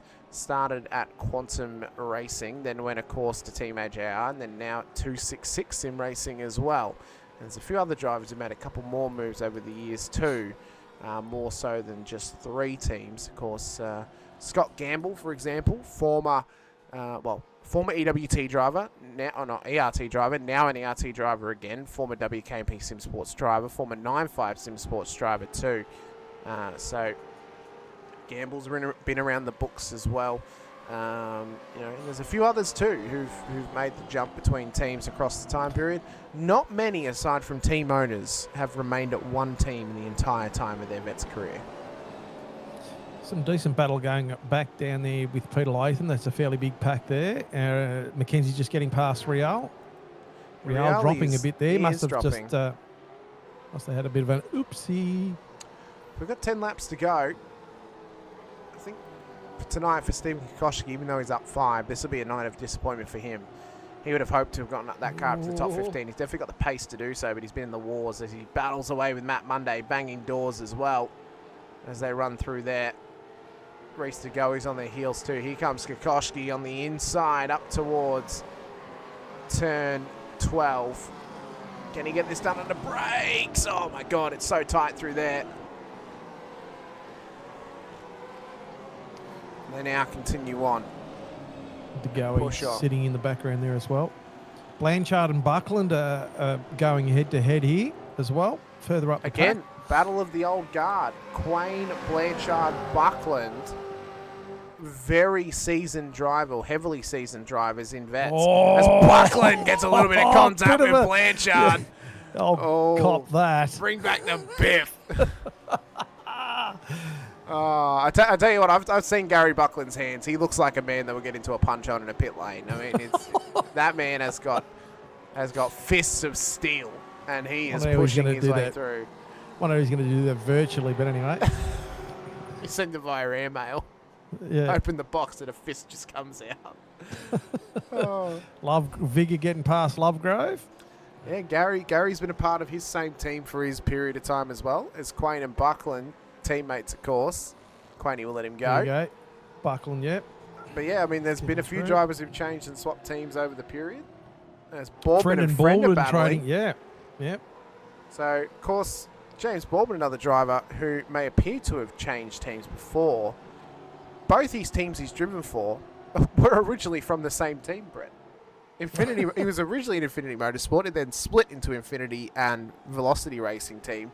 He raced for Velocity for a season in Vets, and then went back to Infinity. So he's always been a part of the same sort of initial group of team. It'd be like if Scott Weston had went to race for XSR and then went back to EWT. That would be kind of the thought process. He's just stuck in a loop. Yeah, he is. Blanchard and Quain getting close together. Blanchard right on the back of Quain. Here we go. In fact, on the inside, and up he goes at turn 17. So that now, was a nice little move. Through goes Chris Blanchard. We have got less than 10 laps to go here at this wondrous circuit. Andrew Hoffman's up to P5, by the way. What a great run from Andrew. This might be a driver of the day worthy performance here for Andrew Hoffman. I'm just saying. I mean, P5, incredible stuff. Oh, actually, sorry, there's been a big bingle down at 17. Reali, Kokoschke, and Monday have all been involved. Kiddes, well, Colin Moses, he just split the seas. So did Jones. Yeah, Jones lucky to get through there too. That was fairly intense. That was a very intense moment. We thought it was going to heat up, and it looked like it had. Boardman's under wicker pressure here. I get the feeling in these closing laps, the tempo just steps up a bit, and sometimes things get a bit desperate. So we'll keep our eyes open for everything going on track here. Boardman closing down on Gully as well. So this pack now closing up again. Oh, Brett, you're off the road. Yes, some clown. What's going on there? Bit of pressure. You talk about the pressure cooker, Brett. Well, you felt it firsthand there. Well, I was actually going to turn 1. I lost a bit of concentration, then lost a bit of concentration, locked a brake going to there too. So all my fault. What have we spoken about concentration, Brett, over the last 5 seasons we've been together? Yeah. How many times have we mentioned concentration, how important it is? Yeah, well, you know, hey, when you get older, some of those things it's hard to do. It just happens like that. But if you actually have a look at it now, the Bretts are all back together. Oh, that's why. I see what happened here. You're like, oh, this is not right. I've got to be with my chase of Bretts. Yeah, my posse, Your posse. my boys. Your faction of Bretts. Yeah, The Brett World Order. Yeah. Oh, my God. So, The BW. but yeah, that happened, unfortunately. So. Oh, it's amazing how you always find each other, Brett. And now you're leading them as well. Yeah. Well, I was leading him before, but I was further up the road. So it's not as convincing now. Leading by example, we'll say. Yeah. So Crosby closing on Osterwell up the front. So he's in with half a second. So he'd love to break the hearts of 266 fans everywhere by taking away their 1-2 finish tonight. 100%. It would mean as well that we've swapped and changed manufacturer leading the championship once again this season. We've gone from a Camaro driver leading the championship going into round 2, and then a Mustang leading the championship out of round 2. So it's quite easy how that all works out. But for Manuel, it'll be the lead of the championship coming his way if he survives the next 6 laps of this grueling long circuit. And for Crosby, he wants to maximise. It's been a long time between drinks for him in terms of a race win. Has had a podium here or there, but it's been a real up and down run since his return to Split 2 a couple of seasons ago. Definitely putting himself forward here now at the moment, and just still in that half a second range of Osterwald.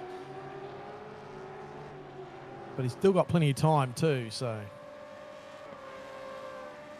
Lovegrove and Kiddis swapping. Oh, DeGoey dropping again. So I wonder what's happening there to DeGoey. Well, he's been in struggle street tonight as Reese DeGoey. Yeah. As he continues on. Pete Latham. Oh my God, look at this pack.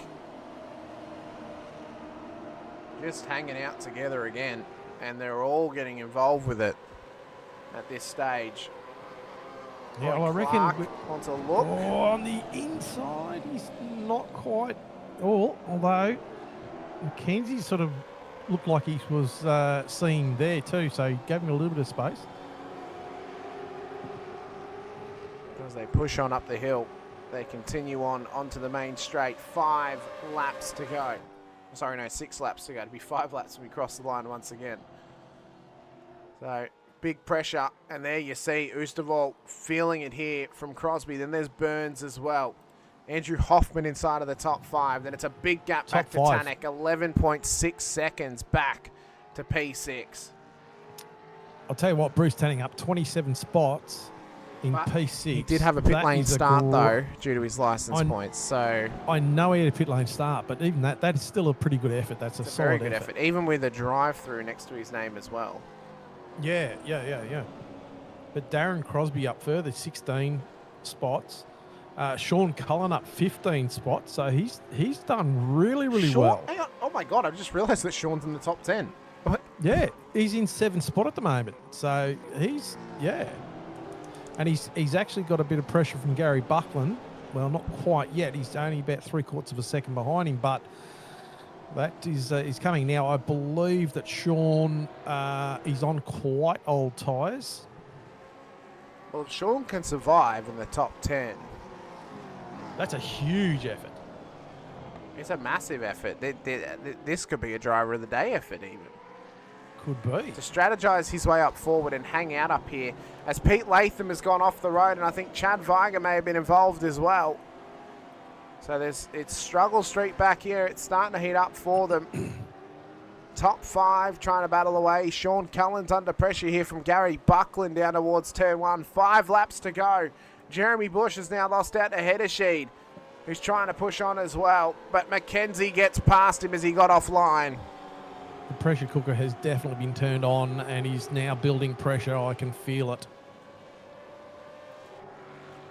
But Sean Cullen is going to have to earn a top 7 finish tonight if he wants to get this finish. First top 10 it would be. First race back for weeks. And he's had a great effort. Oh, Gary Buckland just getting on the inside of him there. He's now on the offside. Now he's going back to the inside. So Sean Cullen under a heap of pressure here from Gary. And A Blanchard world of now pressure. coming into the mix as well. Yep, so this is starting to heat up. 3 Camaros battling away for position. And even though the top 2 are Mustangs, the rest of the top 10 are all Camaros at the moment. The first one that would go up would be Damon Fisher if something were to happen to one of them. And if something were to happen, it'd be complete heartbreak as well. They've got Bruce And Damon- Tannick 7 seconds up the road, and then 13 seconds up the road is Andrew Hoffman on the back of Paul Burns. 11 spots up. Oh, Here we go. Oh no, Sean and Blanchard. Chris, Blanchard Oh. and Buckland as well. But Sean's Just still missed coming out that. the I other wonder side. Yeah. What a shame. What a shame. He's in 8th spot now. Here comes Buckland on the inside. Gets the job done. So now Cullen under pressure, but he's got a little bit of wiggle room back to Quain, Fisher and Galley. As I think there's some lap traffic in a yeah, it's Ron Allen who's in this as well. So there's only 2 cars that are really parlayed behind Sean in terms of a top 10 finish tonight. He's got to hold off 2 cars if he Oh, big wants a top dive. 10. Here comes Damon Fish on the inside. Couldn't quite get there. No. Mackenzie's off the road. Oh, Mackenzie, that's That is unfortunate. that He is was a really, having that's a weird, what is that? Exeter turn 17, I think it was. yeah. That was really weird. Might have just had one of those tank slappers that he couldn't control and just Yeah. went, grassward. Usaval now under pressure here from Crosby in the battle for Well, P2. it still hasn't closed. Oh, Damon's just got past Quain. He has got past Quain. In a great effort from Damon Fisher. Yeah, in the top 10 now, up 30 positions. It's a great effort from him, but if he had qualified, where would he really be? Well, that's right. Yeah, 100%. Well, I think no doubt he would be up with his mates. I think this could have been a almost a lockout by 266. So now we've got to Possibly. think about which is the more impressive performance right now. Is it Andrew Hoffman or is it Sean Cullen? Because Yeah, both of yeah. them have had a very, very impressive run tonight. Hoffy up 11 into solid. the top 5. Cullen up 13 in his first race back, looking to get, I think it might be his first ever top 10 in split 2, but don't quote me if I am wrong. This would be an incredible effort for both of them to lock that out. Yeah. And then, not to take anything away from Damon, but if he had managed to qualify, he would have been up here. Same for Bruce Tannick. If he could have qualified, he would have been up here. So it's not out of the realm for these guys to be in the top 10, but it is an exceptional effort for them to fight their way forward.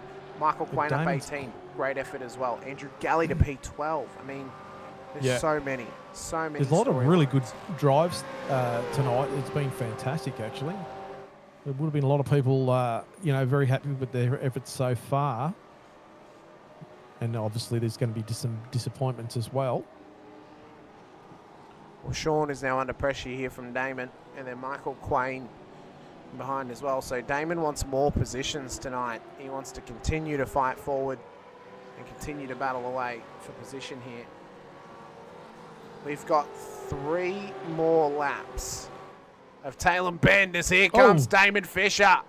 Big dive up the inside on Sean Cullen. That was a really big dive. He actually made that a very positive move then. Probably one of the most aggressive moves I've seen Damon make, actually. Well, he's done a very good effort there as the front runners are continuing on. So Phil Manuel, 2.5 laps away from his first race win in Split 2. Oosterwald, 2.5 laps away from his first podium in Split 2. Crosby, 2.5 laps away from a return to the podium. Burns, solid in the top 5. And Andrew Hoffman wants to try and nurse this car home to his first top 5 finish in quite a few races here in Split 2. And this Camaro has had quite a bit of time between drinks in terms of getting top-end finishes out of it.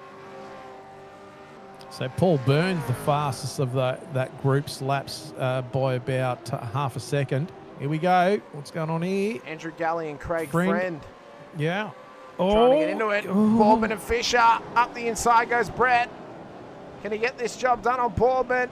He can indeed. Boardman gets hung out to dry, caught the sand, and away she went. I told you the pressure cooker's, been turned up. It is on for young and old. It's on for young and old everywhere. And the impressive drives from drivers tonight has been exceptional.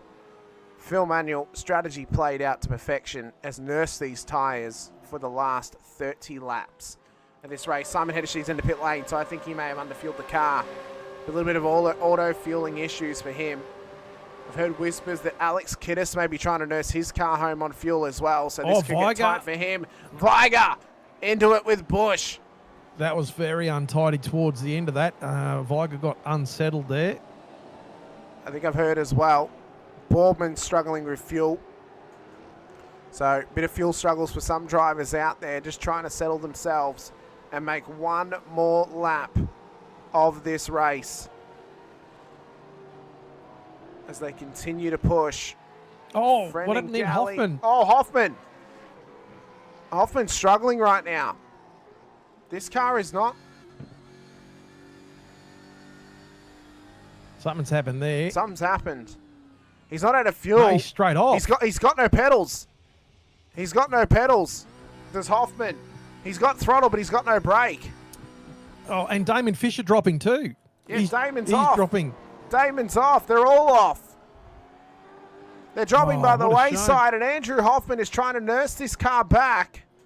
I don't think he's got any brakes. I think his brake pedal's gone. So Hoffman returns on track behind, just in front of Sean Cullen. So this is going to compress this. He's got one lap. He's got to try and nurse these pedals back home by one lap. But Cullen is right on him. White flag. One to go. Tail and bend. And Sean Cullen. Yeah, Boardman's in. So we said he had those fuel issues. He's in for one final stop. A little splash and dash to the end. Cullen's got the job done on Hoffman. And now Quain wants a piece of the pie as well. This is getting really intense here. A pedal disconnection for Hoffman has cost him a top 5. Can he at least hang on to a top 10 with Galley on his heels? Oh, it's getting close then. Oh, Here. it is. 3-4 cars Oh, my wide. God. Staggered 5 wide nearly. And the loser out of all of it is Sean Cullen, who's now down to P12 as round goes Andrew Galley. You've got past your teammate here, Brett. Up to P11 you go. Hoffman's now under pressure. Friend and Quain look to get a double top 10 for old mate and sons. Phil Manuel, though, has driven this car to absolute perfection in the first 2 rounds. It was P2 at Adelaide. And as we go to the country parts of South Australia, couple of hours away from where we raced 2 weeks ago, it is going to be Phil Manuel and 266 Sims Racing on the top step of the podium for the first time in Split 2. And it's a 1-2 finish with Joel Oosterwol in P2. And Darren Crosby finishes out the podium for M1 Racing. Paul Burns P4. Bruce Tannick looks to come home in P5. With Blanchard Butland, Michael Quain up 21 into P8. Craig Friend and Andrew Hoffman, after a pedal disconnect, is trying, scratching and clawing to hang on to an all-time top 10 finish at the bend. But you're wanting to put pressure on him here, Brett. He's just going to beat you to the line as Craig Friend loses out as well. Reese to go, he's off the road. There's more cars struggling for position here. Alex Kiddis is out of fuel. He is out of fuel back here at turn 17. And he's on the racing line as well. Cars are trying to get by. Says has gone off the road. That's a 1X. That could be a post-race black flag. It's pure chaos as Manuel has taken the win. Oh, what a closing dramatic end to this race here at the Bend. Unbelievable. Winners and losers all the way up and down the pits here this afternoon tonight. Hoffman's still managing to get a top 10. Sean Cullen still in the top 12. It's unfortunate he's lost out there with that coming together So he's unfortunately been shuffled back because that was going to be a fantastic result for him. But he's still got up 10 plus. Bruce Tannick up 28. Paul Burns up 10. Darren Crosby, great finish on the podium for 16 plus. So, driver of the day nominations are into the chat. We only want to see those names in your votes. Darren Crosby, Michael Quain, Andrew Hoffman, and Sean Cullen are the options as we get prepped for the end of this one. It was an intense race. It was an intense finish. And it all started. Well, I mean, Damon running off. I wonder what happened to Damon there too, because he was, in a great spot to actually, consolidate there. But something's happened there with him. Hoffman obviously with his pedal disconnect. Here we go. The highlights. Yep, it all started lap 1. Pole sitter missing the race start for Chad Weiger. And it was very early on that we saw the sort of race we were going to have as drivers battled their way down towards turn 1 for the first time. Matt Monday involved in something with Roy Clark early on. We saw him off the road down there, and then that was how Roy ended up off the road as well. So both of them struggling for position down there. As that was then when Chad Weiger rejoined the server, as well as Matt Stoyles as well. Ron Allen we saw off the road after contact with Simon Hedesheed down at turn 14. So both of those guys just struggling along at that stage of the race. As it was then, only a few laps later, after a couple of pit stops, that we then saw Ron Allen have an engine failure down there as he popped the engine and had to pull it off the side of the road. No smoke or anything out of that. No, it just went. Interesting. Which then brought out our Racecraft Simulations safety car, the only safety car of the evening, mind you. So that was then when it came out on track. And when we got back to pit lane only a couple of laps later with the safety car, if I can find where it is, that'd be fantastic. So when we went back to pit lane a little bit later on, well, Boardman had already gone. Burt wasn't even at the pit entry yet, so Boardman was already going at this point on the restart. Yeah, the gap. So De Goey obviously is holding that 100 kilometres an hour. Yeah, it was a massive jump. Got him 1.7 seconds.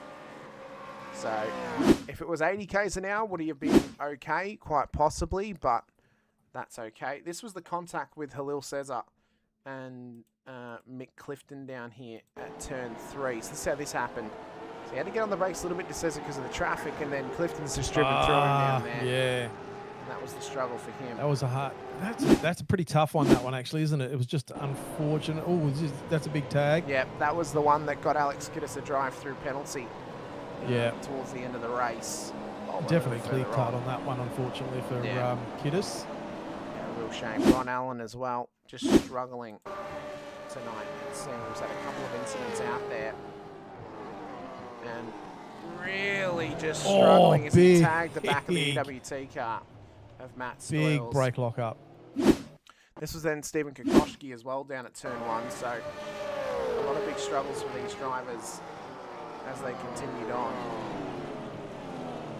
Oh, I just couldn't get the car pulled up. No. And then we had some scary moments all throughout for some other drivers as well, but mainly it was Andrew Hoffman's pedal disconnection that nearly cost him a top 10. But there were some great battles all throughout too. Of course, the Battle of the Fish was on at one point of the race too. Oh, yeah. As yourself and Damon were battling away further back. Younger brother won in that one. He did win that one. The shark, as he likes to be called. Yeah, the old shark. As I'm just looking at the chat, we've had, it's equal votes at the moment from you and then Damon voting for Hoffy, although Sean did vote for Hoffy as well, so maybe we say that is the voting period. But so, Hoffy's voted for. Well, he's got Sean Meh. Yeah. So I don't know what that I don't means. think he's talking about Sean Cullen. I think he's talking about the other Oh, Sean in right. chat because he Sure, spells it yeah, differently. fair enough. So, Yep. yeah. Well, I think then Well, that's there you a go. little bit clear cut as Sean Palmer. yeah, he has made the claim of what he thought it was tonight and who it should be. And the driver of the day is going to go the way of. It's going to go the way of Southern Cross Racing's. Sorry about Andrew Hoffman, that's fine. Give me a second there to bring up the driver of the day graphic. So, Andrew Hoffman for Southern Cross Racing will take home the driver of the day award here this evening in the 51 Chubby Buns Camaro. After battling his way up to the top 5 through strategy and surviving a pedal disconnection to remain inside of the top 10, it was a great effort from Andrew to the very end of the race. So congratulations to him, as we will bring in our race winner here this evening, who has driven an exceptional run all throughout. P2 last time out at Adelaide, P1 here tonight. As we get ourselves prepared here. Our race 2 winner is Phil Manuel of 266 Sim Racing. Phil, congratulations. Podium last time out, P2 out at Adelaide. You've gone one better before we leave Australia this season. Get home in the race-winning position at Shell V-Power Motorsports Park. It's not just a race win for yourself, it's a 1-2 finish for the first time in Split 2 for your team with yourself and Joel Oosterval as well. Fantastic effort from you guys out there to get a win and a P2 and all podium finishes this season. It's a great effort. Yeah, thank you very much. Wasn't expecting it one bit, that's for sure. I was probably struggling at this track a little bit earlier, but having a few weeks to nut it out certainly helped. But I think with Eamon should have been probably up there as well, running out of time in qualifying. But yeah, awesome result for the team. Just with that safety car coming on my outlap actually of my first pit stop was, pretty much ideal. I just came straight back in and then just tried to hang around and stay out of trouble. I wasn't trying to fight anyone, just trying to keep the car straight and on the black stuff, and turned out well. Well, I mean, it's a race win, and your pace has been incredible thus far this season already in the first 2 rounds. And seeing it how you went in Split 3 the last few seasons, it's no surprise really that you're up to this sort of scruff, and you've got this sort of pace about you as well. Watkins Glen Cup Circuit next week. How are you feeling going into that one? And is it a track that you're comfortable at, or is it one that's going to take a little bit of work over the weekend with some practice? Oh, they all certainly take a bit of work. There's no doubt about that. But I'm definitely I don't mind it at all. It's not a bad track. So yeah, hopefully can consolidate the season. Hopefully with another decent finish. Well, you boys are making some very early claims at some success in silverware this season. It's 2 podiums for yourself already, the championship lead as well going into round 3. Congratulations on the race win tonight, Phil. Thanks so much for coming to have a chat to us as well. Who would you like to give a shout out to before we let you go this afternoon? Yeah, obviously everyone at Vets, everyone who puts it on, all the drivers, my teammates, Chris 190 does the deliveries, does a great job. Also Pagnian, Next Level. Also, race control. They do an awesome job every week, so can't thank them enough. Probably be it, I think. Well, Phil, best of luck next time out at Watkins Glen for round 3. We'll see if the run can continue and you can go 3-0 on podium finishes this season. Congratulations to you, and give congratulations to Joel as well on his P2. That's a fantastic effort from himself. We look forward to seeing how you go this week, and we'll see if we're chatting to you next Saturday night. No worries. Thank you, boys. Thanks so much. Well done, mate. Well, Brett, what a round 2 it was. What a run to the end it was as well. Championship lead for Phil Manuel, so he'll get the orange number next to his name heading into the next round. What a season we are in for at the moment. It's building up again, isn't it? It could have been anyone's. Well, when I say that, obviously it's been 266s. They are a dominating force. Definitely a dominating force, and I'm sure we would have seen if Damon had held his stuff together and got a decent qualifying in. I'm sure we would have seen him up at least in the top 10, barring anything unusual. But there's a lot of threats coming from a lot of places. So yeah, what a run! What a run so far. I mean, they coming into this season, they looked like one of the strongest outfits. It was an immediate boost to their team with all the drivers that came on board with them, and they're going to be a strong unit into the future as well. So keep an eye on 266 Sim Racing going forward. Next time out on your screens, we go racing out at the wondrous Watkins Glen Cup Circuit for round 3 of season 26 of the Racekraft Simulations V8 Veterans Championship, 8:30 p.m. Australian Eastern Daylight Savings Time next Saturday night. We'll be running whilst the iRacing official Daytona 24-hour will be running on Saturday evening. So come and join us and watch us. If you're racing in the Daytona 24-hour next weekend, best of luck. If you're running in the later sessions today of the Raw before the 24, best of luck as well. Or maybe I'll see you out on track. I don't know. I'm racing the 6 p.m. session. But a big thank you to everyone for joining us. Thank you for the understanding of us changing the time slot too, since I am racing later this evening. It's very rare that I go racing, Brett. Normally it's twice a year. The Raw and then the Watkins 6 hour. They're normally they're my 2 events that I try and lock out. But it's all good. I'm quite happy to come in a bit earlier into the booth and make it all happen. And I don't mind the afternoon broadcast sometimes. It's nice to change it up a little bit, get us onto some prime time viewing. But But yeah, thank you all so much for watching along with us. So we'll see you guys next time out at Watkins Glen. Be sure to hit the like button, the subscribe, the bell icon too, so you're notified whenever we go racing right here on the V8 Vets channel for all things V8 Vets from Split 2, Split 3 and Split 4 and over on Infinity Broadcasting.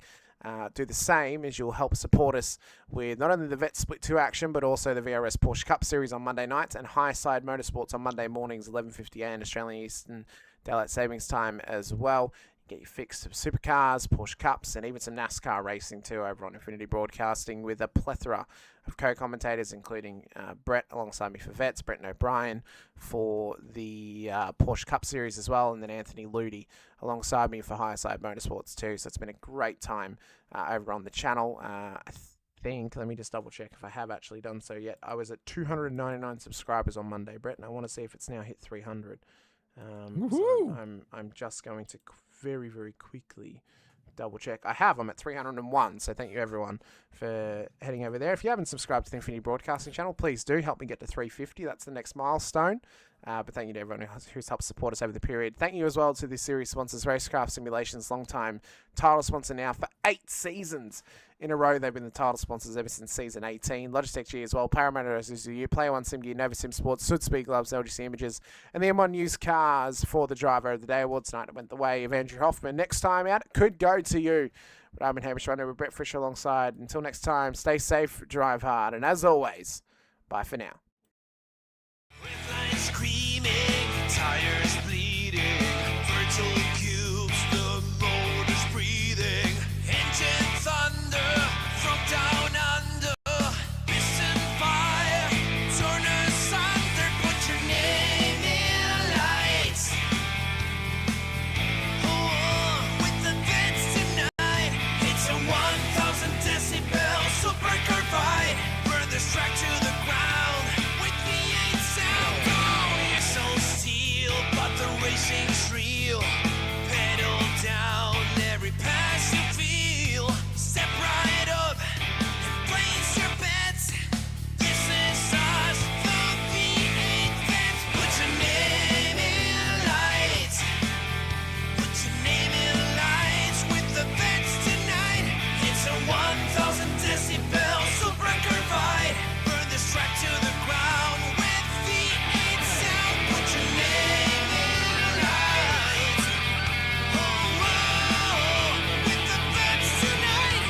a 1,000 decibel super carbide, burn this track to the ground with V8 sound, burn this track to the ground.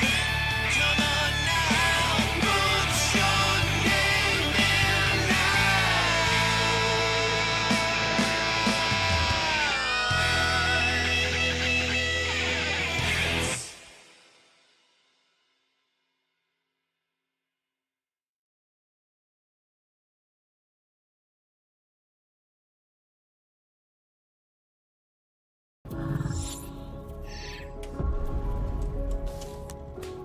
The racing series is a new milestone in Logitech G.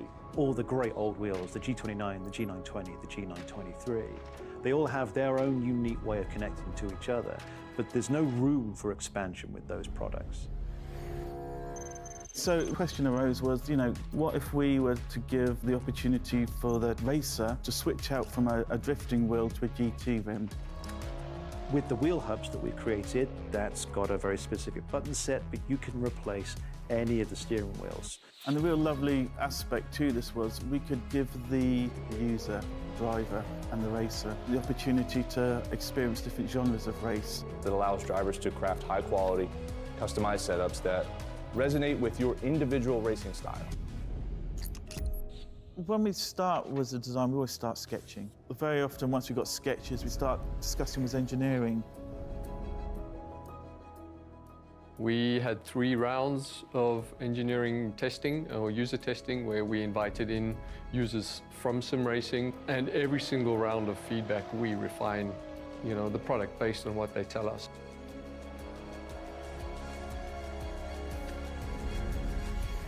In this sim racing lab, again, we're going to use data to really analyze what a driver needs. We've used everything from eye tracking to the inputs from the pedals, the inputs from the, let's just say, input devices, the wheel and the pedals, the shifter. We're taking that and we're compiling it so that we can build different products based on those individuals' needs for all consumers and all drivers. I don't know of anyone else in the industry that's actually doing this kind of research into their products to see how their products are affecting performance of their users. We've built the product to make sure that it's as reliable as possible. So the innovations in engineering that I'd say we're most proud of is the sequential handbrake and shifter toolless changeover. This is now a patented system, so it's really easy for the user to just switch between modes. If you give people the tools to do what they want, they will.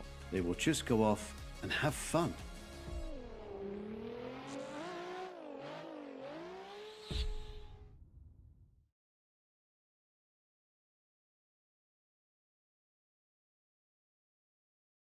Introducing the Racekraft PT1, custom-built full chassis racing simulator.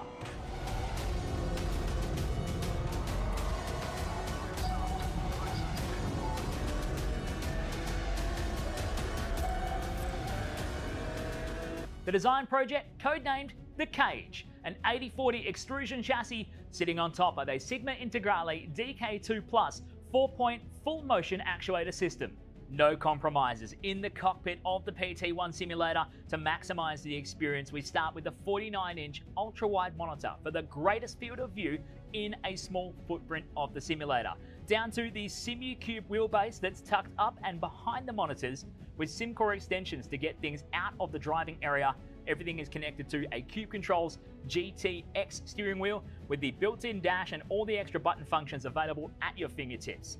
Driving through the Raceworks S1 pedals, the potentiometer throttle and the 2 hydraulic pedals for brake and clutch ensures you maximize the feel underfoot, and seating yourself into an OMP HTER bucket racing seat with OMP belts connected to a G-belt tensioner to provide that extra feeling and the heightened experience while you're driving.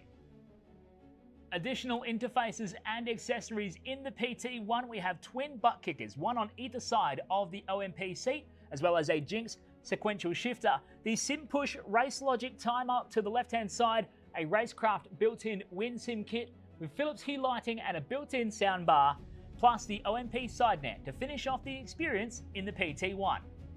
The Racecraft PT1, build number 1, the ultimate in sim racing experience, combining the best products in the market with the passionate, no compromise approach that goes beyond racing simulation.